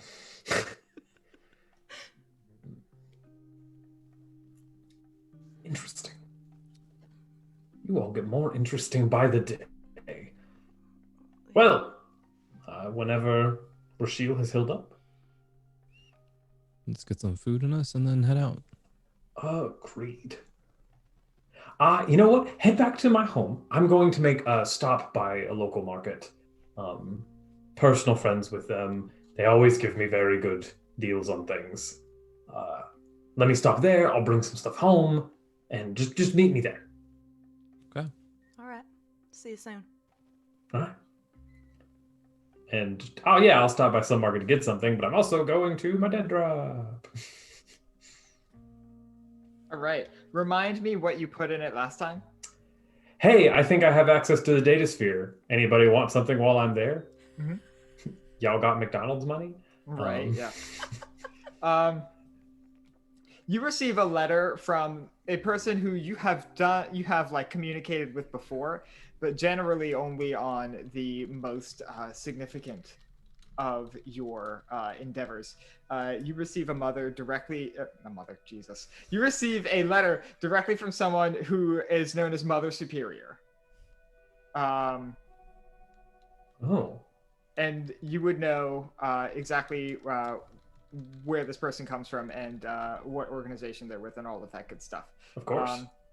But yes, you get that, and it's they basically ask you for the location of this place, and that's it. They ask you how you're getting in, and where you're getting in. I will leave some information that simply says, I want to test it first. Sure.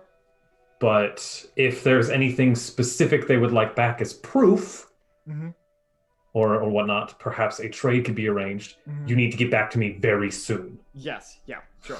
And then go about to the market. Sure thing. The market is as navigable as always to you. Sure. I'll find something, I don't know, small, roughly like round shape, but definitely spicy.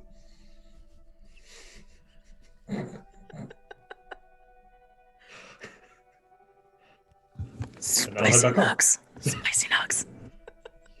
You are able to acquire the 9th world equivalent of spicy nugs. McDonald's spicy nugs. Specifically. Sponsor us. Oh my god. I would die. Yeah, but yes. Is there anything else? Is there anything else anyone else would like to do before you head out? Nap. Yes, you may nap. I don't know. How do I pools right now? Okay, so here's the thing. You're interesting because you're mechanical, correct? I am. So you can only recover, what is it, up to half of your pool? It's up to the first 5 points. Okay. So I will say that you can take one of your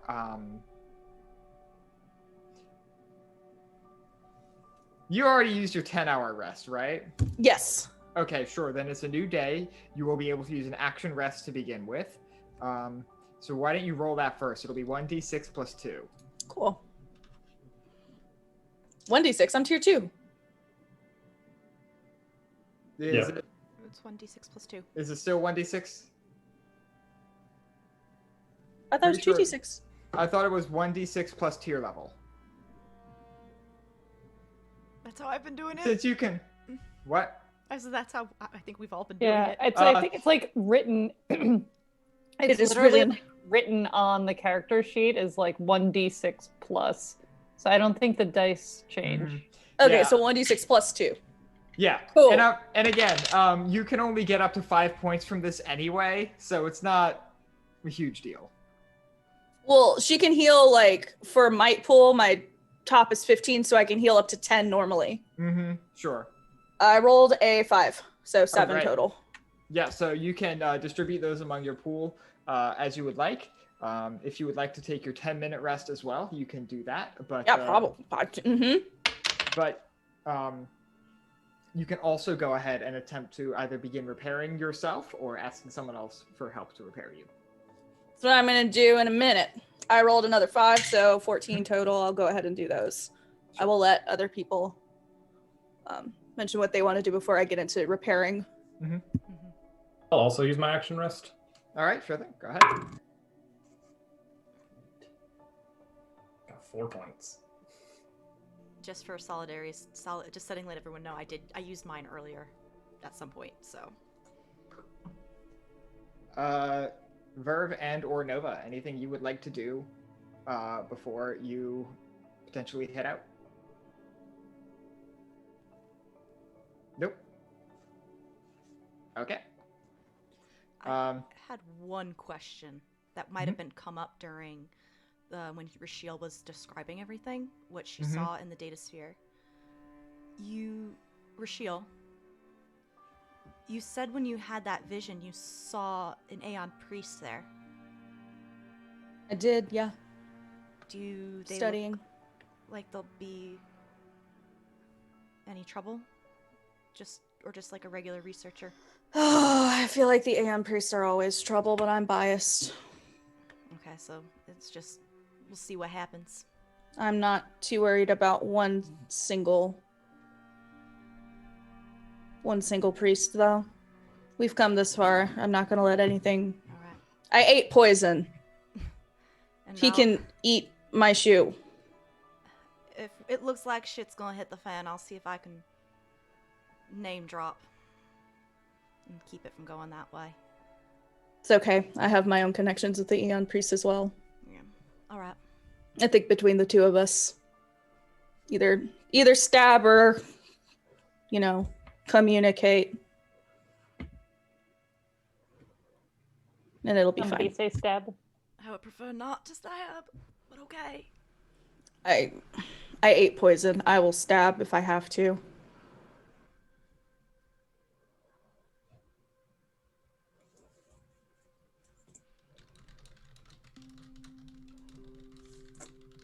And that's all I wanted to ask.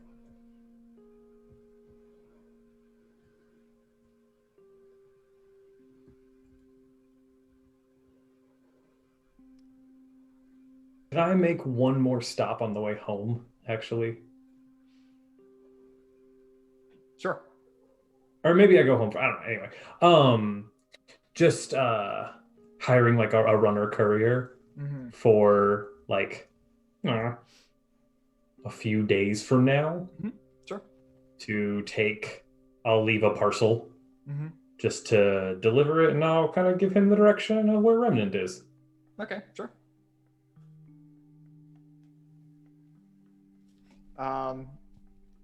You would definitely have this amount on you, but this would probably cost about 5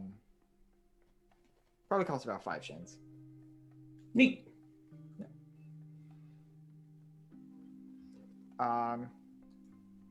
And so with that, and another stop at your dead drop, which I have sent to you in your DMs, Mar. Would everybody like to head out of town? Actually, let me quickly check in with Rashiel. You needed to repair yourself? Do. All right. So how does that work? I have to literally use repair tasks. Sure thing. On my mechanicalness to regain those 5 points of stuff. It didn't really go into too much more detail other than that. It just says it has to be done by repair tasks. Okay, sure thing. Does it mention what level they need to be? I'm sorry. Not that I know of, but I don't have it in my character sheet anyway. It just says first special healing, first 5 points of damage cannot be recovered normally. They can only be recovered through repair skills. Let me quickly, I think I've got it right here. Okay, cool.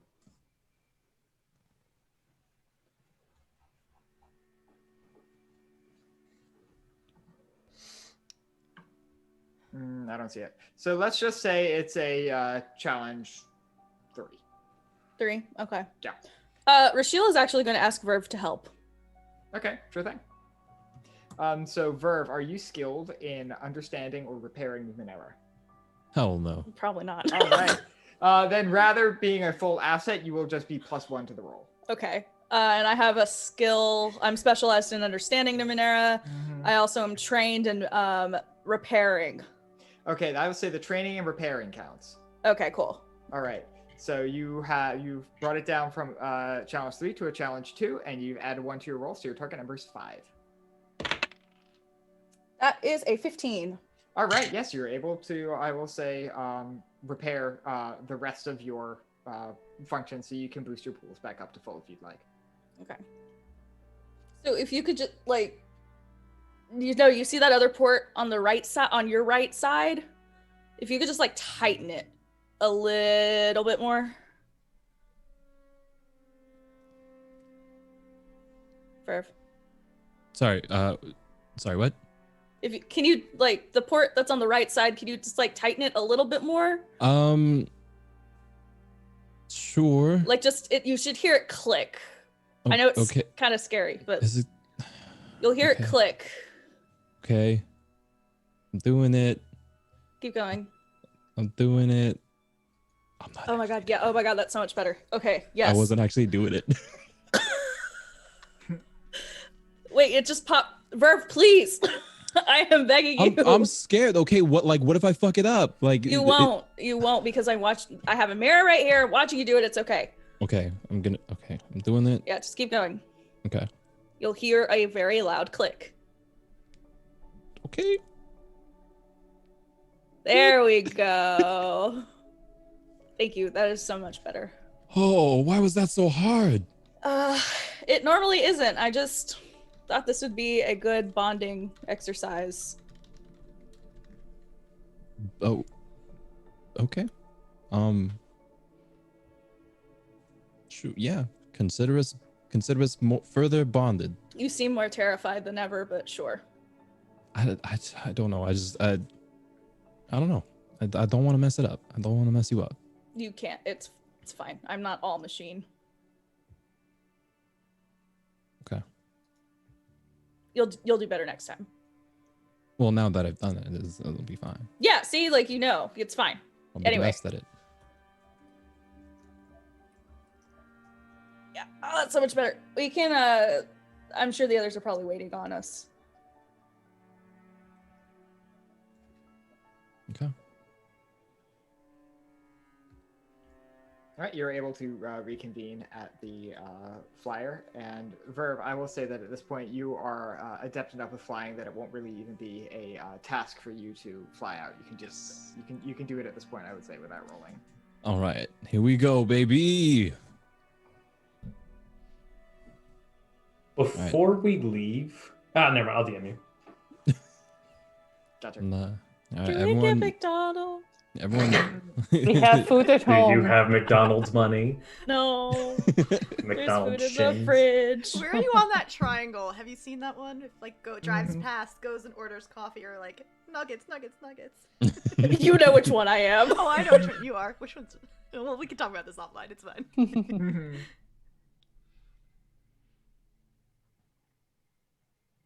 So I'll be I mean, if we're flying, I'll Shield, you're gonna have to sit up front because I don't know where we're going. You're the only one that knows where we're going. Fine, but I'm keeping my eyes closed the whole time. How are you supposed to know where we're going if you keep your eyes closed? I don't know. I just know the general direction. Oh my What god.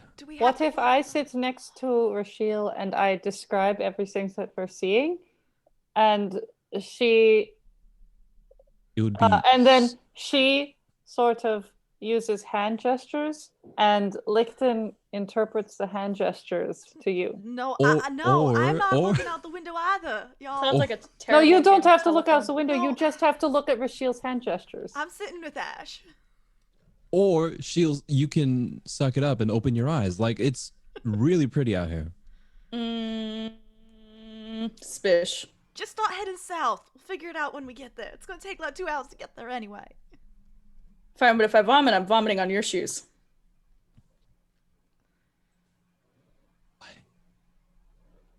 If you're gonna make me look, I'm just saying, Okay, fine. bear the consequences. Fine. I will take my shoes off and throw them in the other direction. you gotta vomit on my shoes. They're over there. Ew. Okay. That's so gross. Whatever. Please don't drive barefoot. I've got socks on, okay? Now she's just going to vomit on your bare feet. Please, Ew. can we stop talking about Shields said shoes. Shoes are over there. just No fly? backsies. I mean, quicker we I've leave, been the quicker flying. we I'm get good at there. flying, okay? I just don't know where I'm going. I'm going south. Can I still sit by the window in the back? Yes, yeah, you can. Okay, window Um, seat. I sit, There, With Ash. with me and Ash, little nosicles right up on the window. yeah. So there are 3 rows of 2 seats each. So it's able to fit 6. I sit near Rashiel Okay. You want to sit behind me and kick my chair? to just ask you about Sabine the entire time. Oh my god. You know what? To avoid this, Rashiel will actually steal herself and look out the window and describe everything that she sees to Verve. Oh my god. I love it. Just to Wow. avoid, yeah, that actually works out great. I'm impressed. No, I don't know what her favorite kind of food is, you know, but I'd imagine. So if you it's- keep going, I know it's past this little creek. So past here, we'll keep going, and I'll see once we get. Shields, we've only been closer. going for 45 minutes. Of We'll course, see it's after we get a past little this bit closer. creek. It's fine. But yeah, no, there's this person with a bread gun. Let me Oh, tell you about the bread? rifle, y'all. First of all, it makes great bread pudding. Second, it flash Why fires would bread, you which waste good bread? it's still No. usable. It makes the bread. That's the beauty of it. It shoots out dough and it flash bakes it, but it's also a weapon. Before I criticize this, did Sabine make it? Actually, I'm not sure. We don't know, Oh my actually. Anyway, So on the other side of this creek, there's like an oddly shaped, like baobab-looking tree. I know it's in this direction. Okay. We still got like 100 miles to go. Of course, it's past this Yeah. baobab tree. to help Rashiel and Verve, I will slowly describe all of the things Sabine has made at the settlement. Very slowly. Very slowly, sure. And I will also say that you don't know who created the rifle. And you have never known Poppy to be a crafter of Numenera. That said, the bread gun is such a singular device that it might have been Poppy.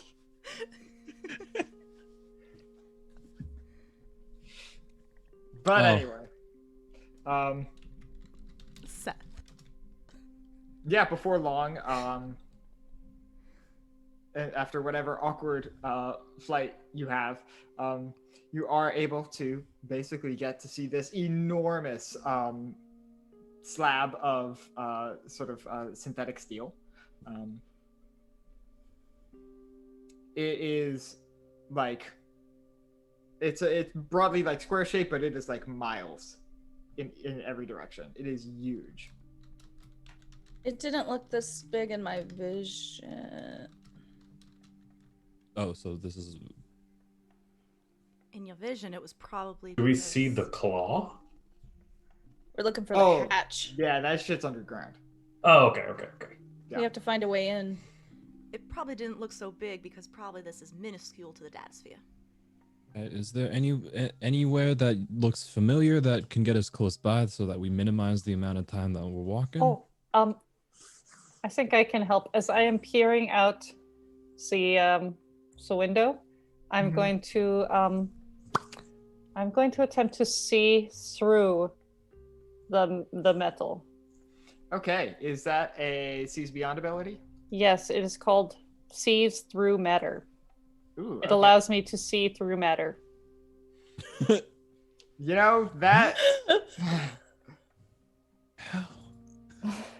Believe it or not. Let me Alright. give you the exact Yeah, if you could, thingy. I'm looking. Of course. Yes.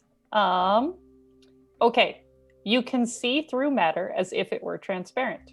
You can see through up to 6 inches of material for 1 round. Doing so is a task whose difficulty is equal to the material or object's level. In addition to the normal options for using effort, you can also choose to use effort to see through another 6 inches of material for each additional level of effort you apply. So Interesting. So basically, knowing that we are looking for a way in, Mm-hmm. and there's a hatch, I am thinking that the hatch is thin, but not too thin. Oh my god. Oh my god. Okay, so I love everything about that, and I'm totally giving you an asset for it. That is genius. Yes, absolutely. This will be a perception task. And I have to use 3 intellect just to use it, so let me do Yes. that. Yeah, so you'll spend, and you would need to spend effort from your intellect pool if you would like to spend Yes. effort on this task. You already have an asset for this being a great idea. Okay. So it sounds like... Oh yeah, it is a difficulty. Okay. Mhm. So... And I will say this will be of a difficulty. It would start off as Do I have any idea? 4. I'll say it Four? starts off at 4. Okay. Sure. So that's 6 to use it.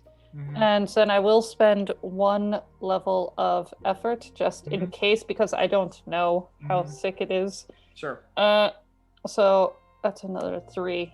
Mhm. All right. And then I have a asset in perception. Ooh, rad. Okay. So, to my knowledge, you've brought it down once from an asset, once from having a skill in perception, and once from spending effort, correct? Mm-hmm. So, brought it down 3 levels total. Mm-hmm. All right. Your target number is now a 3. I think I can do it, y'all. And if I don't, I will reroll. Because that's embarrassing. That's an 18. Okay. That is an 8. Rad. Yeah. Yay. You are definitely able to see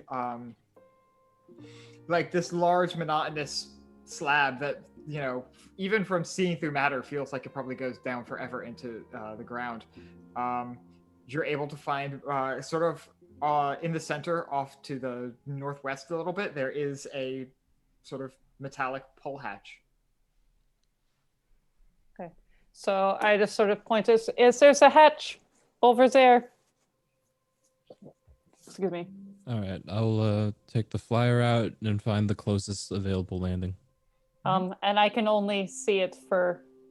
Is there like any sort of features in this featureless disc? Or featureless slab? Not particularly, no. Okay, so I'm just staring fixedly at this spot, trying to burn it into my mind. Yeah, I mean, the hatch itself is a feature. It does look distinct from the rest of the... Okay. Yeah. Cool.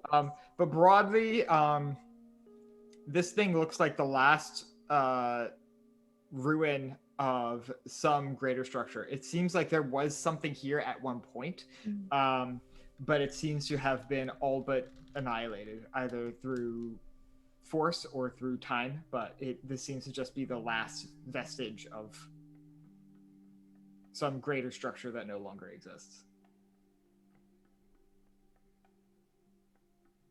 I think it's kind of amazing. It's huge. Yeah, the donut's better. What do you think used to be here? Is there any clue of what it was?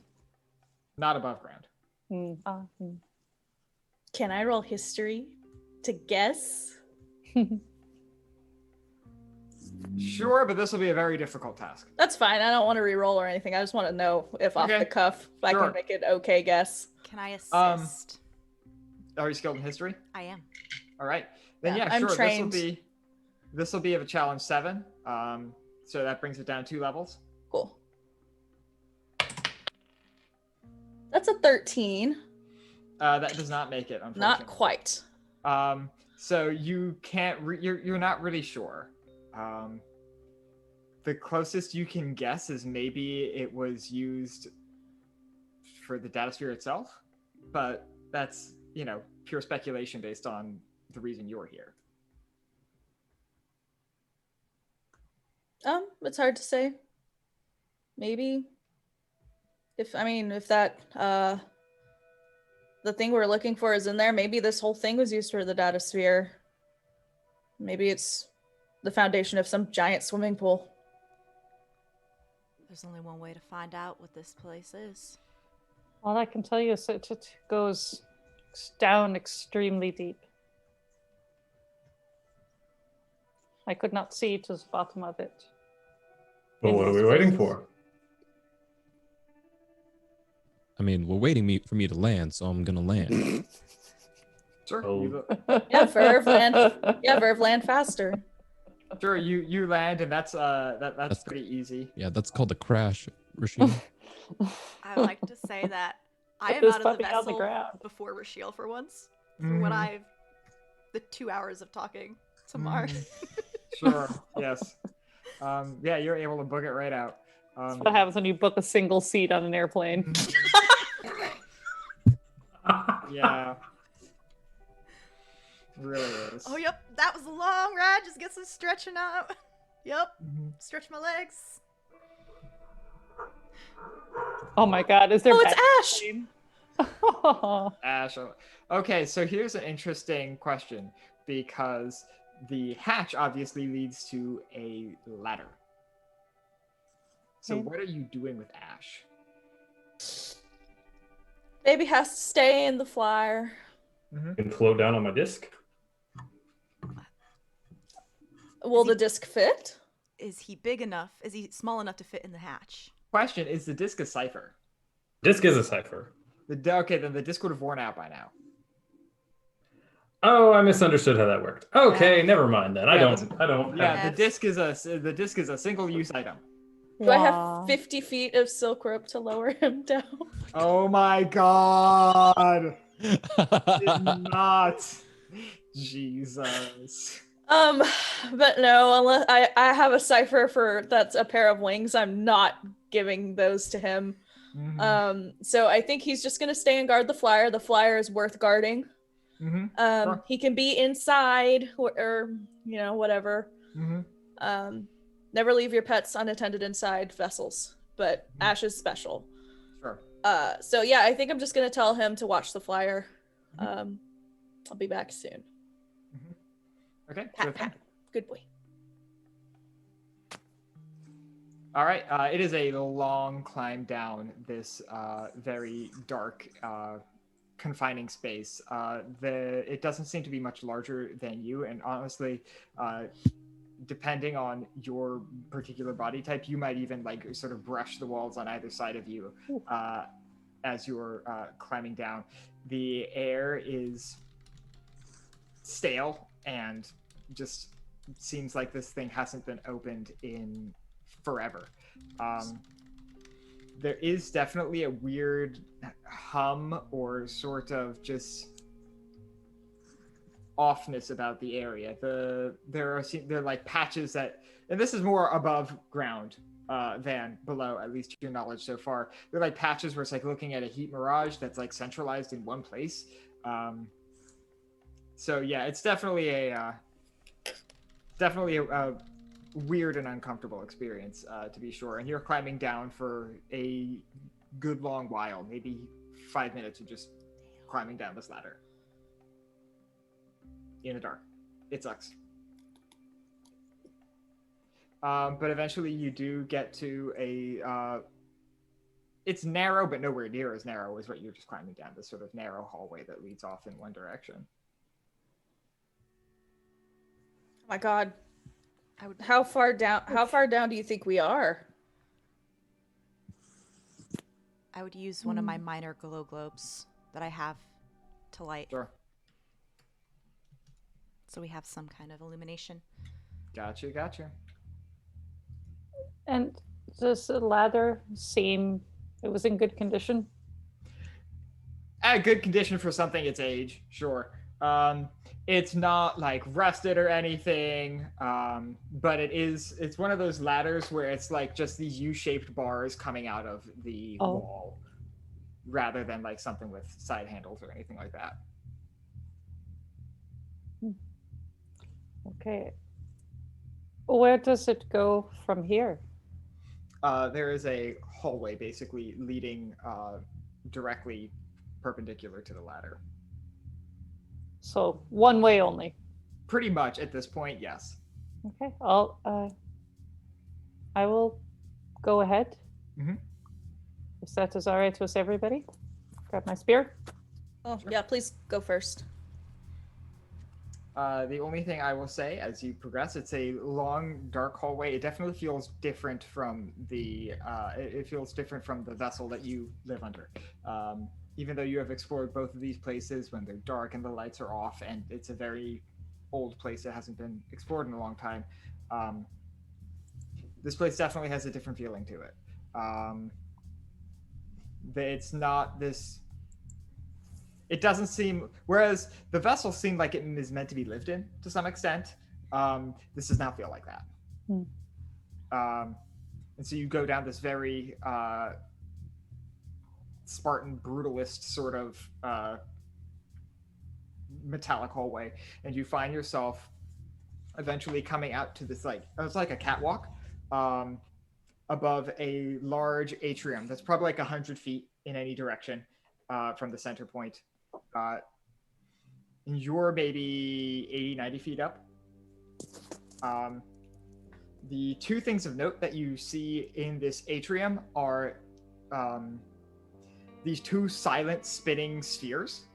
One of them glows red, one of them glows blue, and it seems like there is a control panel of some variety in front of them.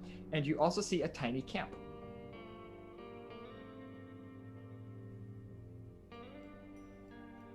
Like someone was here, camp? Yes. Rather, someone is here camp. There's still a small fire of some kind going. I'm was going. not expecting that. Yeah. Well, wait, Any sign of the? What do you mean you weren't expecting that? Rashiel specifically said she saw someone. Oh, Right. I thought there was a priest of some form here. Yeah, there is an Aeon priest here studying something, whatever the fuck they think is important. That's not actually important. Fair. This may be where he stays. I don't know. Maybe he has company. Approach with caution. Any sign of a person around? Why don't you make a perception challenge? I'll say this will be of a challenge 3. They're not hiding themselves. Okay. So, Yes.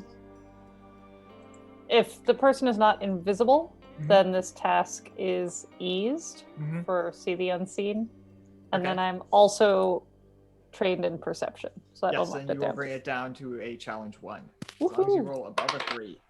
It's a 15. All right, yes, you're Did able it. to see this person relatively clearly, actually. Let me quickly grab an image of them and throw them into general chat on our Discord. Is it going to be awful again? Honestly, no, I don't think so.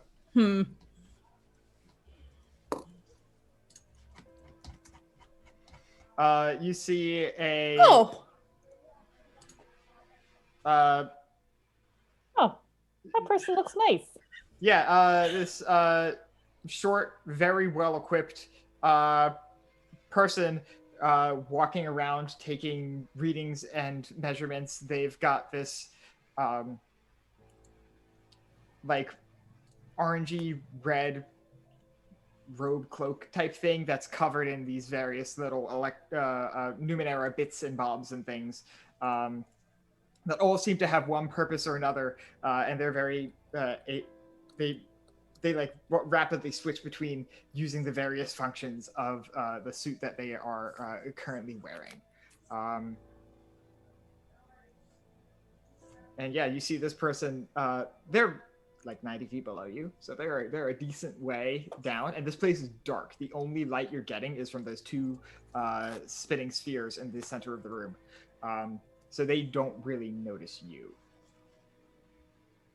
I'd like to take out a couple torches out of my bag and hand them to whoever's closest. So probably Verve, Mar, and then one to Rashiel so Nova can use her spear. Rachel's going to be like, oh no, I'm good. And I want to use hedge magic to make like a little orb of my own Ooh. to light. Is it like a glow stick? I mean, when you said it, and now I can't think of anything else. Oh, I was talking about the torch that Licton handed. Okay. I don't know. I didn't see what kind of torch it would be. If Alex doesn't care, sure. Yeah, no, it makes no difference to me. And I'd like to take out a cipher that I picked Sure. up yesterday. Mhm. I'm going to use, where is it? Heat vision lenses. Mm-hmm. So I essentially put the equivalent of what saline solution is in my eyes, and I can see infrared light for 1 hour. Mm-hmm. So Yes. reds, yellows, orange, warm creatures, while cool, blue, purple, or black, and hot light sources like the sun effectively blind me. Mm-hmm. Sure. I will say that this is an interesting case because rather than blind you or even appear bright to you in any sort of capacity, the two things in the center of the room seem to be taking up light. Rather than emitting light, the visible light that you were seeing, they almost seem to be, from this spectrum, absorbing the light. Well, that's interesting. I don't know what those things are, but they're absorbing light. Do these appear to be some kind of Numenera? They're absolutely Numenera, yeah. With the information that they're absorbing light, could I try to roll Understanding Numenera? Sure. These are of a level 6, so that will be the level of the challenge. You have skill in Understanding Numenera. I would say that's the only one that applies here because you're not physically interacting with it. Fair. I can help. Yes, Rashiel can help. That will be an asset. I can also help. Okay. Would you like to spend any effort? I feel like I should spend at least one. Okay, sure. You can spend 1 effort. That will bring it down 3 levels. Your target number would be a 9. Am I able to help as well Okay. with another asset? I'm also trained in Numenera. Yeah, sure. Okay. So target number will now be 6. 16. 16, make it. All right. So it's not really it's very much a sort of thing where you have to like listen to Licton's descriptions and then like go back and look at the thing and then listen to the descriptions and go back and look at the thing and very much cross-reference a lot of information. But broadly, the only thing you're getting out of this thing is that it is producing a lot of power. So it could be a generator, but it could be God knows anything else that produces a ton of power.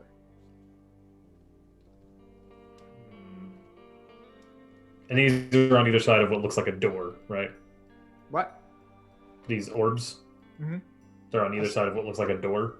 Oh no, they're just in the center of the space. Okay, I misunderstood where they were. Yeah, there's like a there seem to be like controls for the things in the center of the place along with them, but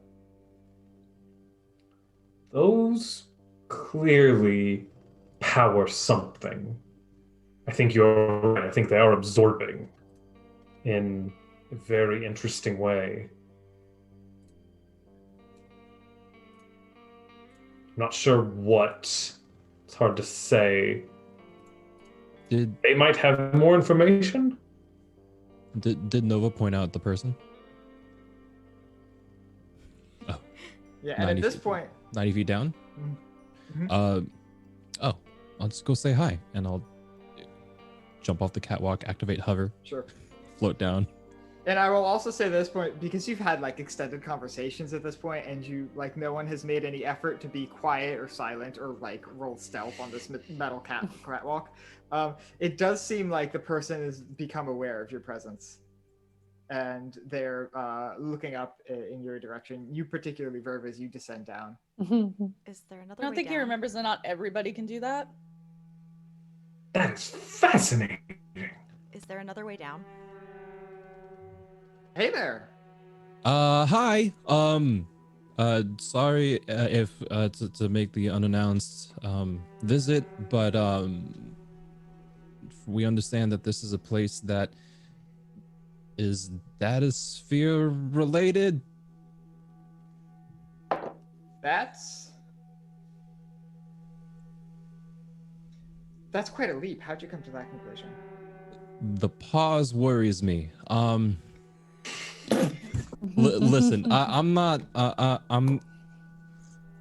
realize I might not be the perfect person to talk to you about this kind of stuff. Listen, my group up there, we really need I do to. not wave back. We really need to do a data sphere thing, and they'll be able to explain a lot better. I'm Verve, by the way. Hi. Hi, I'm Saul. Saul. Nice to meet you. That's spelled S-O-L. I haven't been here very long. I haven't found any evidence of that anything is connected to the data sphere, but I haven't explored very much beyond this room. Okay. Trying to get a handle on what these are indicating the spheres. Yeah. Based on this conversation that we just had, they're pulling in energy. They might be powering the place. We know about this place because the one over there, yeah, the scary one, saw it in after eating some poison and had some sort of hallucination that pointed them in this direction. So we need to access the data sphere so that we can find some threat to our city called Remnant, about 400 miles in that direction. Otherwise, this giant donut is going to fall on our town. You want to give her our social security numbers too? Does talk quite a bit. Verb, I swear. Can we hear if you're all the way down there, I'm can we not, hear you? being quiet about it. Damn it, Verb. That is quite a story. Listen, I couldn't make it up if I tried. Is there another way down, Alex? Yeah, I would say that. Yeah, you would probably be able to find another ladder at the end there, but yeah, I'm coming down. Sure. I'm gonna use my cipher wings to get down there just because I want to get rid of it. Like, hey, sure thing. And I think it would be cool. So I'm just gonna kind of float down there. Yeah, sure. You grow these this pair of wings, and you're able to fly straight on right down, and you can mark the cipher off of your sheet. Cool. I can apparently. Oh Jesus Christ! I can fly with them for 80 minutes, so I'm gonna just keep them on. Sure. Yeah. I do not have a way of getting down, so I will take the ladder useful, right? like a peasant. Sure. Heck yeah. What did you say? I was gonna say they're useful, right? Like flying, it's useful. Okay, I mean, I will give that to you. Yes. Okay. So, data sphere. You have a vertex here. Well, there's only one way to go, and that's down. You don't know that you have a vertex here. No, I've not. I've been in maybe 3 or 4 rooms, and the only place that seems to have anything that I haven't already looked at is down. There's a shaft over there. It's blocked by a ton of rubble, but it goes down pretty deep. It goes down pretty far, and there's more structure further down. Rochelle, So if it's anywhere, it's down there. this isn't the place. This isn't the room, right? Saw a different room. Or yes, Rochelle, you did see a different room. You saw well, you kind of like saw this room, but you saw like the Like on the descent down way. shaft. Yeah. Yeah, so you know exactly what they're talking about. Yeah, it is. It's further down this the shaft, like she said. well, how much So rubble? we need to start moving some rocks. Moving some rocks or moving through them, but the reason I haven't gone down is because I can't think of a way to get past all that rubble. You might be able to squeeze your way through if you really try, but then again, I have no idea how far you might fall if you do actually get through the rubble. Well, do you think you could spare us an hour of your time to work together and try and clear a path? You must be as curious as us to see what's beyond there. You've got a point.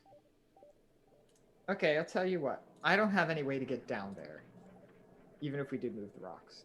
So if you can help me get down and potentially get back up, or out of here otherwise, then sure, I'll help you move the rocks. Stares pointedly at Verve.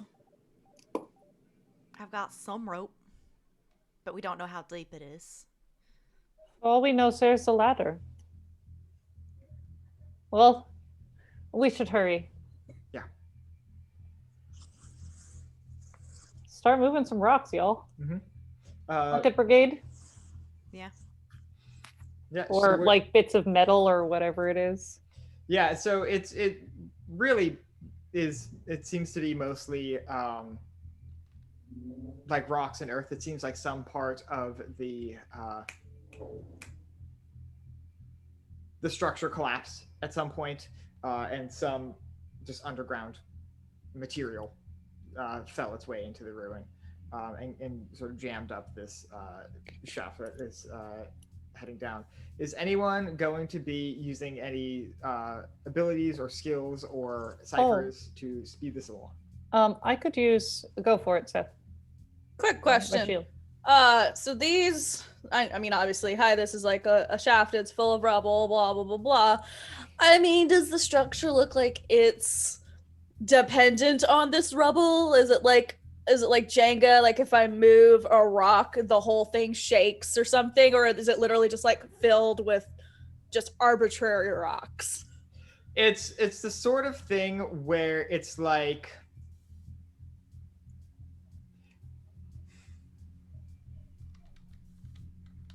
a cork in a wine bottle. Almost. Okay. It's this, compact, quantity of earth that is kind of jammed up in this thing, but it's not going all the way down. Does that make sense? Yeah. Because you're able to once you're walking around there, you can see bits of light poking through, or you can see past some of the stuff. So yeah, it's like a cork in a wine bottle. Okay. In that case, I don't want to do the thing I was gonna do because I don't want to damage anything that might be underneath. Okay, sure thing. I will use muscles of iron, just to. It makes might-based tasks easier for the next little while. So, I suppose that will give us a head start. Okay, yeah, sure thing.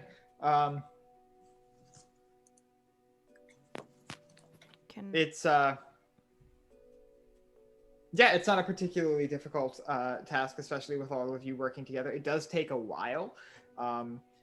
So I will say everyone remove 2 points from your might pool to represent the expenditure of that energy.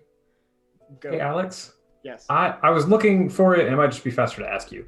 So I can make a shoddy, if not temporary, cipher just for fun. Is there one that might help? I was looking, I didn't see anything immediately, but So ciphers are not always defined. If you would like to just create an effect, you can say, I would like to create something that does X, and I will find out what the level of that would be. I'll guesstimate it, and we go from there. essentially, I would just like to make like a grinding drill that's just going to pulverize through the rubble and then fall down the shaft. Okay, sure. You might not be able to create one that is very large, but yeah, sure. That's fine. So I'm using my always tinkering ability. Yes. To do this, since I carry some stuff, and I can also use tinkering vision, which makes it unexpectedly higher quality. Okay, sure. So it functions. It's still temporary, but I can hand it to someone without destroying it if I needed to. Okay, then I'll tell you what. Okay, I'll ask you this. Are you married to the idea of the structure of a small drill, or are you more along the lines of like anything that's sort of, like can get through this rock is fine? Oh no, I am legally and single. So let's All right, let's go. So I will say that, because particularly like crafting a drill bit in and of itself is, it's not necessarily hard, but it's like, that's not like a part you might have on hand. Sure. But you would have a variety of different what are called iota, which are sort of exotic materials, and things that do what we would generally consider to be impossible things. One of which is a small jar of what's called Tamed Iron. And this is a strong glass jar full of very angry nanomachines. This is generally people consider these to be a leftover or a small amount of captured iron wind. And by using this and some other materials that you can like cobble together to create some sort of like a control thing, like an electrode to your brain, to the Tamed Iron, you are able to release this swarm of nanobots that basically chews through the rock over 20 minutes. Neat. Do we still need to remove that mite then? No. If that has been done, then no, you do not need to remove 2 might. Cool. Do you need me to make a roll? I mean, I probably should have, but I just described everything happening, so I will say. It's a guess. He's not gonna be here forever. So yeah, give it Yeah, to him. it's fine. Yeah. I'm gonna die this episode. It's cool. Mm-hmm. You can't So, die. like- You have to meet Sabine. Like, I feel like as you're like, I'm like, all right, and you come out and you're like, just like, I got this cool thing. and I'm like, So I see you all were about to put in just an extraordinary amount of effort, and I greatly appreciate it, and I just dropped this thing in the hole. I'm gonna go bench press Verve. Sure. Well, that Oh, just oh, saved okay, us a lot of okay, time. all right. How deep is it? It's pretty deep. You don't even see the bottom. Mar, you are so handy. Can I drop a torch down? Yes, you may. How deep is it? Um, And is there a ladder? there's not a ladder. It's a very long range down. So somewhere between 1 and 500 feet. Oh, well, shit. And it's not. Is it a shaft that we can kind of like shimmy down, or? No, it's not. It's not that tight. It's a pretty large. It's like elevator shaft size. I mean, And I have a canister of shape metal. Can I try to make some kind of very large ladder? Why don't you read out what shape metal does for me? So it's a metallic clay that can be shaped and greatly expanded to create individual tools or objects, such as a ladder or basic structure such as a wall, bench, floor, staircase. As long as the total volume created could fit in a 10-foot cube, or 3 meters. Once formed, the structure objects are permanent. Oh, volume calculations, because it. Damn. So what if I make it a ladder that could fold up? So technically folded up, it could fit in the 10-foot volume. Oh Jesus, that's true. Verve, I mean, yeah, in theory, Telescoping yes. ladder. Yeah, you could create some sort of odd, like bendy telescoping ladder. in the meantime, maybe Verve or Sheila and I A can slinky. take a look down there and see how deep it actually is, and then report back. Since Ma looks like he's tinkering with something, Rochelle's still got wings on. and Verve and I can hover down. I only got these for another hour. I may as well use them. All right, let's see. If I calculate the depth and then if we Oh god, go, he's let's that see. math. Yeah. Mm-mm. Rochelle will begin flittering down. All right. Verve? I'll gently and almost not like roughly, but like grab Lichten by the like just at the bicep and then shove us over the edge. God damn it, Verve! As the first person who descended down, Rashiel, you get to the bottom of this elevator shaft, and it's maybe like 200, 250 feet. You hear a small scuttling or rattling type noise, like right by your feet.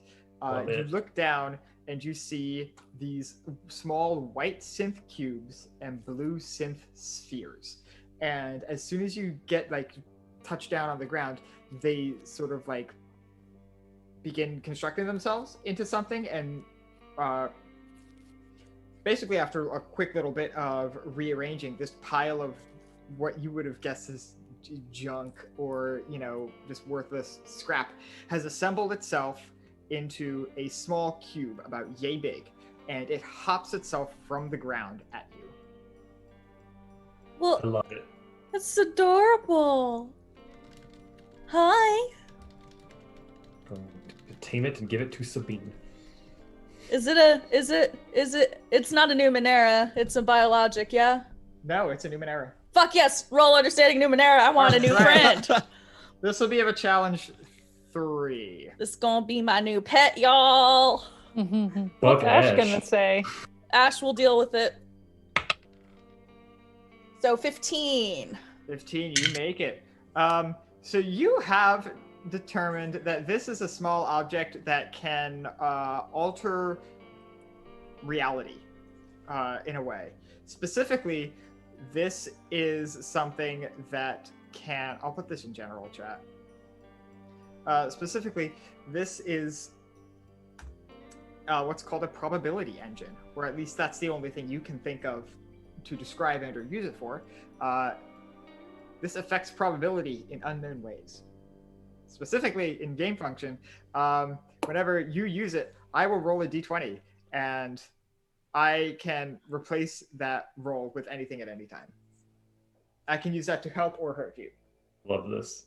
It is an item. So we need to use it. Oh, so it's not Alex like- can roll a die. It's not a cipher or anything, it's just like a... Oh, this is an artifact. Oh! Mm-hmm. It's my new Ancient friend. I'm gonna pick it up. It's Yep. my new friend. Yeah, and so Hi! I love you. Every time you use it, you roll a d100. If you roll a 1, it will deplete. Gotcha. I'm naming it Squishy. Mm-hmm. I It hear, sort of bobbles around in your hand. This is Squishy. Hello, Squishy. I hear Rachel using her baby voice. What the fuck did she find down there? I don't know, but Guys, look at it! R- Look, it's so cute! Rachel, how would you like an experience point? I mean... Goat's face! Absolutely. All right. So, who would you like to give your second experience point to? I kind of want to give it to Goat for his reaction. Okay. Given that Goat won't be here for long I enough to use know. it- Licton. All right, sure. Licton, you gain 1 experience point. I Licton will heard say me using my baby voice. that in your excitement to meet a brand new friend, you accidentally, break it. you accidentally activate the probability engine. So I will roll That's fine. It's probably fine. that number. It's fine. So okay. That's cute, but Press it, and there's like a weird sort of like hum or like a headache you got. Very much similar to the sort of weird alterations in reality that you experienced when you were first on the slab. It's purring. It's happy. I think it is happy. It's doing something weird though. well, It's probably What's fine. going on down there? What did you find? I found a friend. This is Squishy. Squishy, squishy. it's a white cube. Cube. It jiggles. Don't worry. I'll be down as soon as I can. Just try to stay safe. It's like 200 feet. Licton, it's like this consistency of your bread pudding. Anyway, is there anything else besides cube-shaped friends down here? And Alex, Oh, I don't know. I didn't look. does anything show up on my infrared eyes? Interesting. So you're able to see into another large room there are 2 things of like real note in here. These 2 green metallic boxes that hum and almost spit sparks. They definitely seem to be on their way out. But you look at them and they seem to be showing different versions of the place you're in right now. It's really weird because like each face of these boxes shows a different scene or a different version of the place that you're currently in. One of them is like almost like a mirror or a reflection of like what's actually happening right now. Like you can see this room with you and Rashiel in it. Others show this as a bright, well-lit space with people coming in and out. It's just very many different versions of the place that you're currently in. You also notice a absolutely massive door, like a vault door, against the back side of the room. Rashiel, is this what you saw? GM, is it what I saw? Yes. Yeah. You would know that on the other side of this vault door is a large open space with a long walk over a pretty decent drop. And at the end of this long pathway is the vertex. Yeah, there's like on the other side of that disturbingly large door, there's a big, like, another catwalk kind of situation. And then just a little bit past there is the vertex. Well, all right, let's open this up. All right. Is there a knob? No. Okay. Look at the Numenera. Look out below, please clear the shaft hole. It just clattering down. Consider the hole cleared. Clattering down will be this unfolding ladder monstrosity. Your shape metal ladder unfolds its way down. And yeah, you're able to climb right on down with Nova and Saul in tow. Hey, don't worry. I'm here. I've got my spear. Rashiel Like says, slide down the sides. says that what we're looking for is on the other side of that door. Right. I'm Yeah, thinking it's close. maybe we all see, one, if it's open, and two, if it's not open, figure out how to open it. I mean, if we can't open it, I can get through it. I can get all of us through it. Can you get us back out? Yeah. All right. I don't see a handle. Have you? Is it a, maybe Is it's it a push sliding? door? Maybe it's like a push door or pull door, like a sliding door Or you know, automatic door? I'd like to inspect the Let's other can we things investigate the door? in front of it, like the security cameras, quote unquote. We'll just sit here and and discuss what kind of door Yeah. it might be while you two Yeah. investigate. Yeah. Sure. So you're able to tell that it's broadly some kind of sliding door in the fact that you notice a very slight seam in the center of it and like tracks almost on the outer sides of it. Beyond that, it seems to be black featureless stone. And it seems to be pretty decently thick, maybe 1.5 feet, 2 feet. And you said there was like also like a panel or something? I don't believe I Okay. don't believe I did for the doors specifically. Okay. No. You would be able to determine that this is a Numenera device of some kind. Okay. However, you're not really able to ascertain much more than that on just a cursory look. Can I attempt to ascertain to try to open it? How to open it? Yeah, sure. This will be a understanding Numenera roll of a challenge 8. Since I am like actively assisting and trained in understanding Numenera, can I help? You may help. 8. Are you specialized or trained? Trained. So I get 1 asset. And Rashiel is here, and they can provide an asset should they so wish. So I'm spending 2 levels of effort. I am specialized in understanding Numenera and 2 assets, so it's going from 8 to a 2. All right, your target number is 6. Wow. So you get it done. Teamwork, Yeah. y'all. That is a 17. 17, yeah. You're able to it's definitely a very old thing, but you keep interacting with it, and you are able to determine that at least part of what it is made of is a material called sirenium, which is sort of a conductor conduit for mental energy. So what you basically do is you basically have to like put your hand on the door and like will it to open. Everyone like 1 experience point. Yes. Okay. So as soon as you press on the door and will it to open, it does open. However, you definitely get the sense that something has changed. Rashil, the expanse before you is this large, enormous spherical chamber that might be 300-400 feet in radius. In the center of it is the vertex you saw. And when you saw it, this place was dead. There was nothing going on here.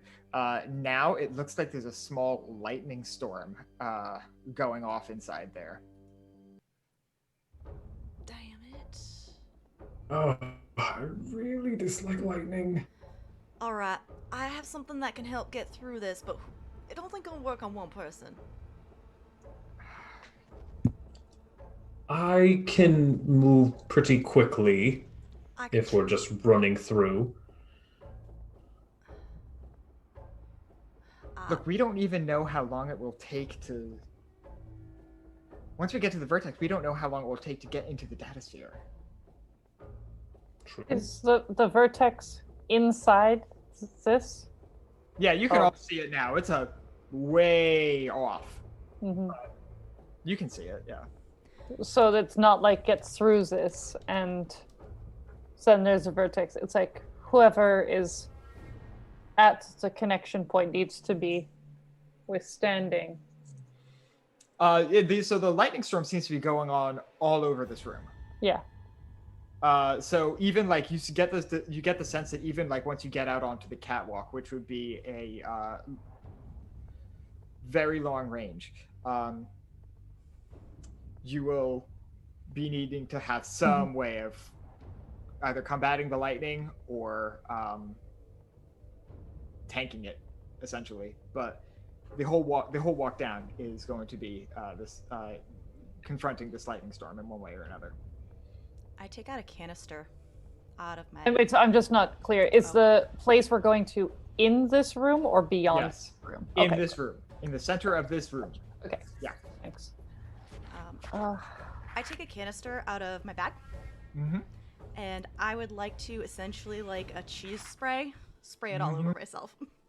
All right. Yeah, this is the Permadamp. Permadamp. Right. Um, What a name. I know, right? So I am immediately covered in some kind of brown-like gel. Mm-hmm. Yeah, Licton is covered in gel. And I'd like to start walking. All right, sure. I will say that it takes 4 turns to get, if you're just straight running, to get from here to the Actually, I'd like to thing. ride the lightning as far as I can and then run all the way. Okay, how far does Ride the Lightning get you? Long. Okay, then I will say you can you can do Ride the Lightning and then it will take you 2 turns. So you eliminate 2 turns out of it. I will do that. Sure. Yeah. So go ahead. I was gonna say everything else here powered by Numenera and whatnot. Can I try to see if I can come up with something that might be creating this lightning storm inside? So I might know a way to disable it. Okay, sure. This will be of a challenge equal to the level of Lightning Storm, which is 8. Y'all have a bunch of Numenera specialists in the party, though. You're fine. Right. Right. Well, one of them just ran off. So. I am not. If it's at level 8, I'm not affected if it does 8 damage. That's true. Permadamp is level 9. Yes. Yeah. So you walk out there, and you bamf out there with Ride the Lightning, and you're in the middle of this catwalk, and all of a sudden you feel yourself getting like hit by these lightning strikes, but it's more like these like light, playful slaps. You're able to walk right into the vertex. Here's a $1 million question though: do you touch it? The lightning? The vertex. I want to observe it first. Okay. See if I can figure out exactly how this works. All right, sure. We'll get back to you. Mar, we will roll Understanding Numenera. So I'm trained in it, Mhm. so that raises it to a 7. Rashiel can give you 2 assets if they so choose. Okay. Can I use... Because it seems to me like no matter what, there's a lot of risk involved in interacting with a giant lightning storm Numenera machine. Can I use my risk, but you get a free intrusion auto-succeed ability? Okay, sure. You know what? Yes. So yeah, you would have brought it down to a 5 with your asset and 2 assets and 1 skill, and then you do that thing. Yes. Okay. So you don't know what's controlling this shit or really anything about it, but there's a generator right above you. Oh. And you bet that if you futzed with that, you might be able to turn it off. Okay. The spheres. Okay. We're just gonna keep taking risks then. I have an idea. This much energy has to come from somewhere. We just saw something generating a lot of energy. We should turn it off. All right. Makes sense. So I'll be right back. And I start glowing blue as I am going to use that ability whose name I totally know already, and I'm not looking through various tabs to try to find it again. It's definitely called, it's got a great name. The best name. Phase Sprint. There it is. All right. It lets me move up to a very long distance, pretty much instantaneously.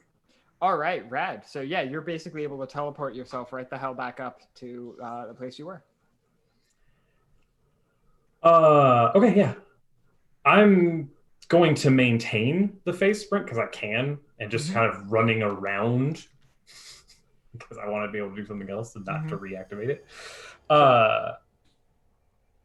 And just see, now that I understand what it's powering, and I'm gonna try to like kind of mess with it and see what I can understand about it now. So can I roll? Let's check in with the other party members because generally you would have taken a full action to use your phase sprint. So what would everyone else like to do? I was gonna ask Saul if they knew how to turn the thing off. I have. Okay, cool. Yeah, Saul is like, what's upstairs is a solid bet as any, but I have no idea. I've never seen anything like this. So you didn't turn those 2 things on. They just they were on when you got here. Okay. Yes. Yeah. And Saul is there like taking various readings and like sketching things out or writing things in their notes. What a nerd. They're like answering your questions and they definitely feel the urgency of the moment, but like simultaneously they are doing their due diligence as a researcher. Rashiel, is there anything you would like to do? Nova, is there anything you would like to do? So I'm just like looking back and forth, like you could see like she begins to almost like go to like sprint after or try to catch Licton, but then sees that he's totally fine, like is getting zapped by this lightning and not sure what I can do.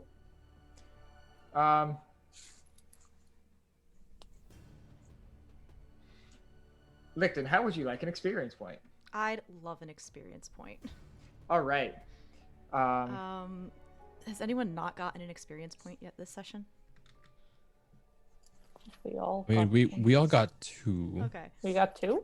At least. No, we all got 1 from Zakar. I'll give one to Nova for trying to care and grab after me. Being a good friend. All right. So I will say that without having to roll, you're able to investigate this claw-like thing in the center of this room. And you're able to tell that it is powered independently. It is generating power from within itself. And you are also able to determine by trial and error. But if you touch it, you are instantly transported to the data sphere. And while performing your investigations, you brush against it, perhaps somehow. And instantly, in a flash of white light, Licton vanishes. Now, see, that is something that I would have done. Disaster Jax. Like, well, I mean, do we go after him? no, he is in the data sphere somewhere. GM, my understanding is that even if we went after him, we wouldn't be in the same. We couldn't like join him. In the data sphere? Yeah. You totally Like, would we be in the same spot? Yeah. Oh, I okay. mean, I'll put it to you this way. You would broadly expect to be. Oh, okay. It is possible that the same place can send the same data sphere vertex can send you to multiple places, but like broadly you would expect the same place at relatively the same time to put you in the same place in the data sphere, if that makes sense. All right. How badly do you want to run through this? Motioning to Sheila Nova. Is there any way? I don't know that we would survive. It's striking the catwalk. I'm tougher than I look. All right. If I could. But also, Mars working on turning it off. I mean, let's give him a minute. All right. I don't. The data sphere is not a dangerous place. All and right. that catwalk is. I don't want either of you to get hurt needlessly. Okay, so it's not urgent, like super urgent, like the music, the background music is is indicating. Sure. Mar, why don't we then pop to you? You're upstairs with this generator structure. Kitty cat zoomies. Yes. Would you like to attempt? So here's what you can do. You can either investigate it and then try to turn it off, or just try and turn it off. You know, they don't call me a risk-taking right for nothing. I love it. So I will see if I can figure out how to turn it off. Mm-hmm. And if I can't readily figure that out, I'm just gonna phase smack it. Okay, sure thing. When you say readily turn it off, do you want to roll for that, or do you want to? Yeah, I'll roll. Like I'll give it a solid attempt. Okay, sure. So this is a level 7 item, or level 7 installation. Okay. This will be Understanding Numenera. So you have a challenge that'll bring it. You have a skill that'll bring it down to a 6. Would you like to expend any intellect effort? Feel 1. I'm gonna expend 1. All right, you may spend one level of effort. You've brought it down to a target number of 15.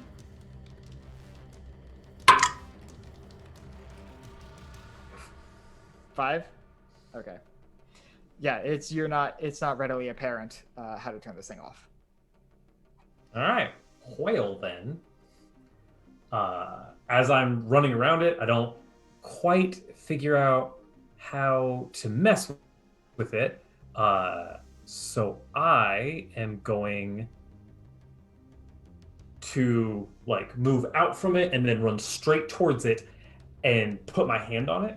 And as I do, all of the blue energy on me, as that's kind of streaking through me, flows into my arm, turns purple, and explodes outward as I use Disrupting Touch. All right. So my phase sprint turns into a melee attack. And it deals some damage and ignores armor, whether or not I hit or miss. These are very high-level objects. However, they are incredibly fragile. and we won't even need you to roll to hit them. They collapse in on each other, which is really the exact word, because like as soon as you hit it, you feel like gravity itself increases like Oh shit. 5-fold in the area. You almost fall flat down on your face right after making that impact. You will take 6 might damage from that, and you see that both of these spheres, rather than being solid objects themselves, were just containers for these metallic humanoid things. Oh. Maybe they were automatons or battle suits of some variety, but these just, they're like these big dark metal humanoid figures with like these gaping holes in their chest. Cool. Let me change the music. But as this happens, the lightning storm does seem to vanish.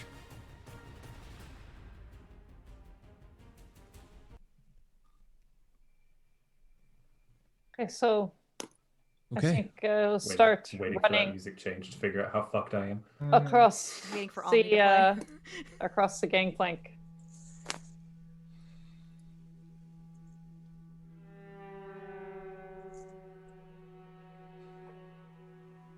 I'm sorry, did you say something? I was changing the music. Oh no, sorry. I'm gonna start running Mhm. across the catwalk towards where Licton was. You run across there and you see this claw-looking thing. Okay. Are Verve and Rashiel coming? Yeah. I'll wait. I'll say, go on ahead. I'll wait for Mar. Saul, if you want to go with them or stick around. I'm pretty sure there are going to be some really cool things to take note about. I've got a ladder now. I'll stick around this part. I'm not going into the data sphere without preparing. Well, I can't hear, so.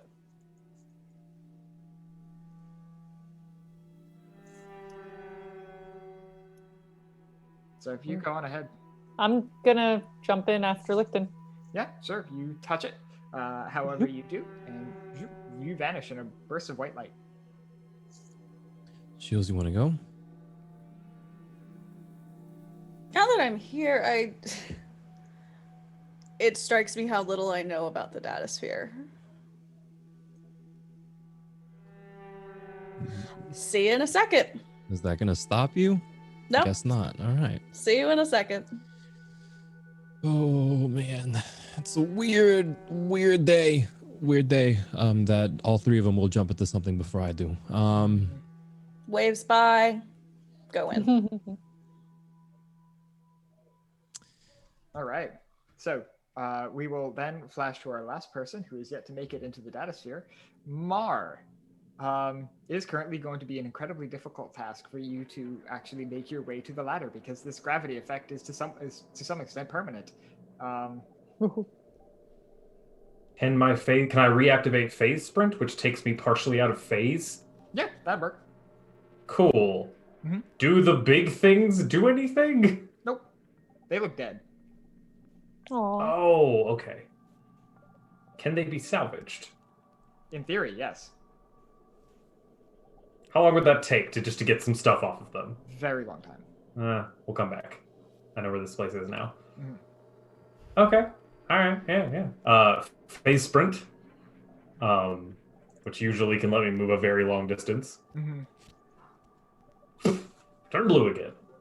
Yeah, you vanish, and you could get all the way probably out to the vertex if you'd like to. New. Yeah. Sure. My cat at 3 a.m. I described it as zoomies earlier. Yep. Mm-hmm. Then the last one of you will make contact with the vertex and It's vanish. been too long. A flash of white light as you all enter into the data sphere. And that is where we will end tonight's session. Whoa! Ooh. Yay! Fun. Hey, thanks for watching late with us, y'all. We wanted to get just a little bit further than we might if we had ended on time. But yeah, we're gonna all very quickly talk about who we are, where you can find us on the internet, and what our favorite part of the session was. I'll go first. Oh shit! Dang. Okay, go ahead. Hey, I'm Goat. You can find me on the internet at Swaying Goat, or in our Discord. Things. You can also find me again here, probably in 2 weeks, since next week we have the week off, to wrap up my guest run here on Numenera Remnant. That same day, though, on this same channel. So that's 27th. 10:30 a.m. Central. You can catch the premiere of Part-Time Gods Awoken. It's a new campaign that's starting using the Part-Time God system by Third Eye Games. It's really cool. We've got a dope cast. Got all the art back yesterday, so that's gonna get posted soon. I'm super pumped about it. And then hopefully something else soon. So yeah, stay tuned. Favorite part about tonight was failing to dodge awkward conversations as y'all kept following me. And learning about Sabine.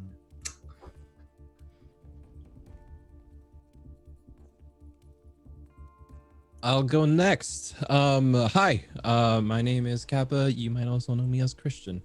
You can follow me on Twitter at @TheKappaChris, where I nerd out about, I guess at this point, the Jack game series. Freaking awesome. And I guess Gundams too. All of this is really cool. Yeah, you can find me same place, same time every week here Saturdays for Numenera Remnant, voicing Verve, the visor wearing, risk taking Jack who touches ding dang sky. Sundays you can catch me on same channel, 5:30 p.m. Pacific on Death's Keepers, where I where I play Echo alongside Alex here. It's great. It's a really fun game. Wednesday you can catch me on Kevin Kudo's channel, where we for Revenge of the Crit, a D&D game skinned for the Star Wars universe taking place in between during the Clone Wars. Also next week is Mayor will tell you more about it, but I'm going to be participating in that whole thing, voicing ghosts for Phasmophobia. And also next week on March 19th, over on Friends Who Roll Dice from 4 to 7 p.m. Pacific, I'll be taking part in a charity stream in the Heist system. All proceeds will be going to the Austin area Urban League. You know, this really cool charity effort that has been sending money over to Central Texas to help support,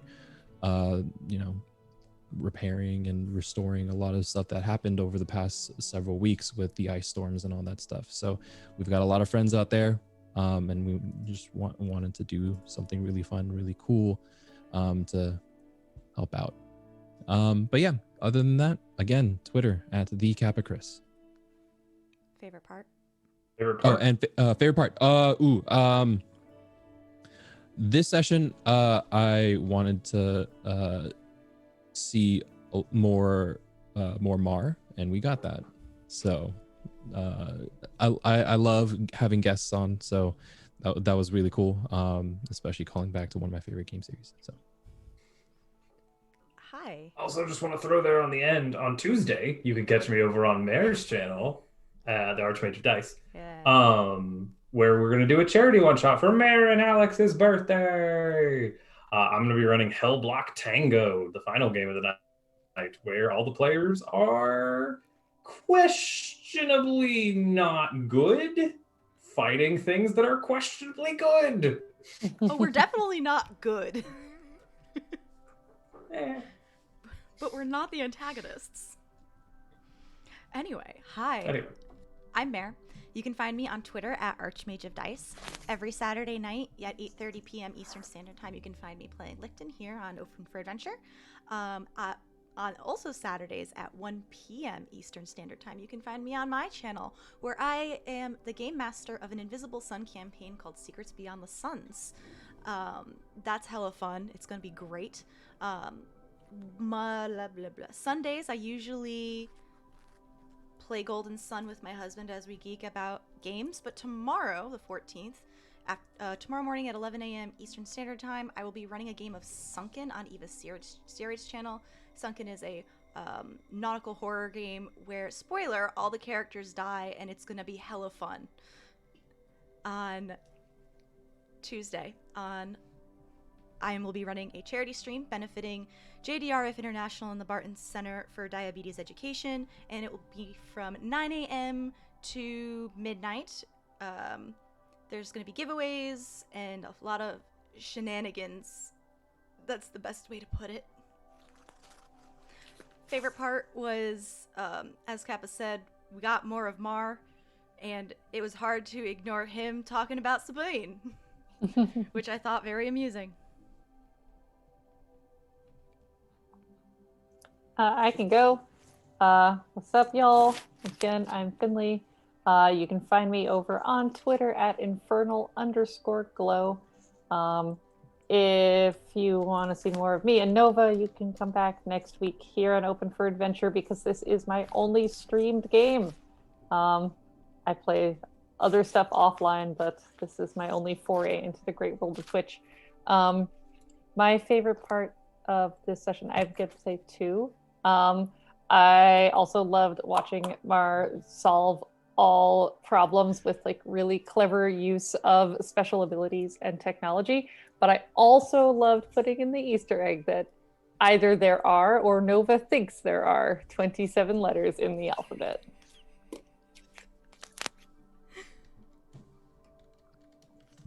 All right. Hi, I'm Seth. You can find me on Twitter and Twitch at KillXJill. You can also find me on Instagram with that same handle with an extra X at the very end for flavor, because someone stole my name. I mainly will geek out about like TTRPGs, having too many orchids, my cats, and occasionally K-pop. Actually, most of the time K-pop as well. I can be found every Saturday except for next Saturday because we're taking a break.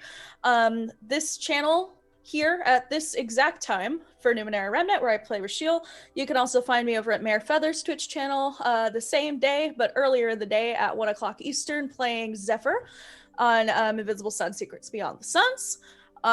As far as other things going on, not a whole lot here. I'm going to attempt to get back into streaming on my channel on days off. What are those, though? I did just get some new custom emotes in, so if you feel like checking out some really adorable emotes based on my two ginger babies, pop over to Twitch/KillXJill. My favorite part, God.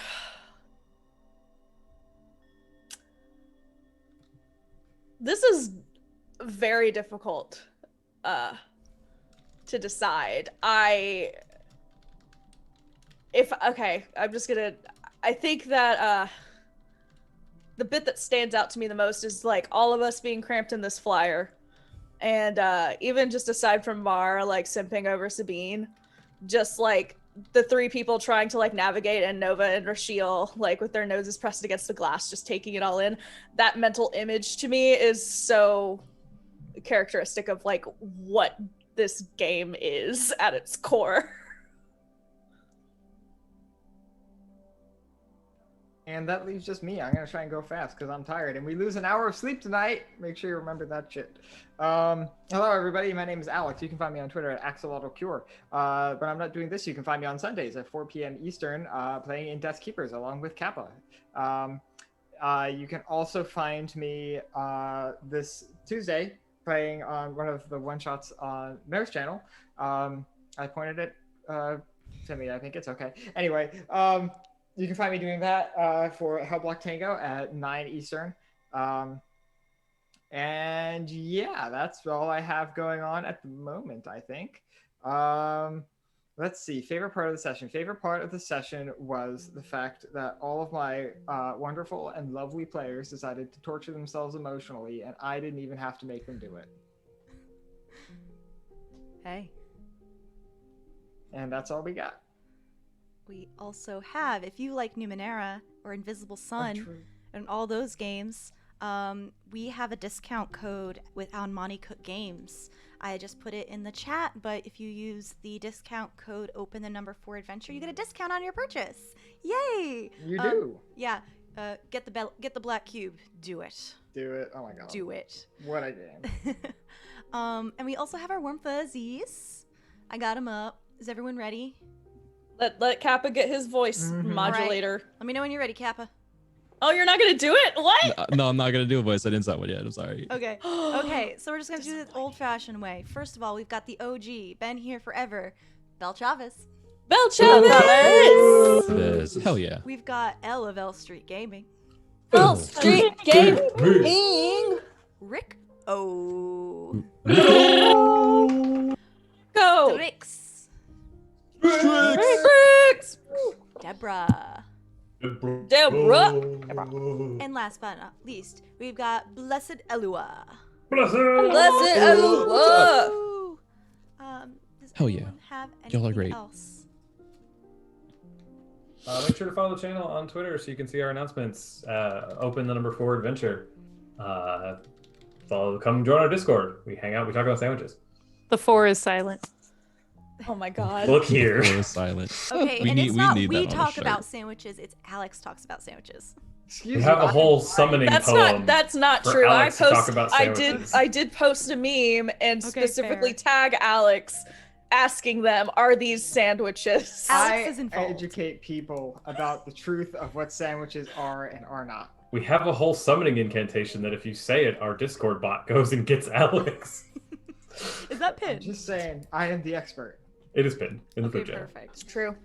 Anyway, sandwiches aside, Go to sleep, you crazies. we'll see you Night. in 2 weeks for Numenera, as we will not be here next week. Mhm. Bye, everybody. Check out our other shows. Good night.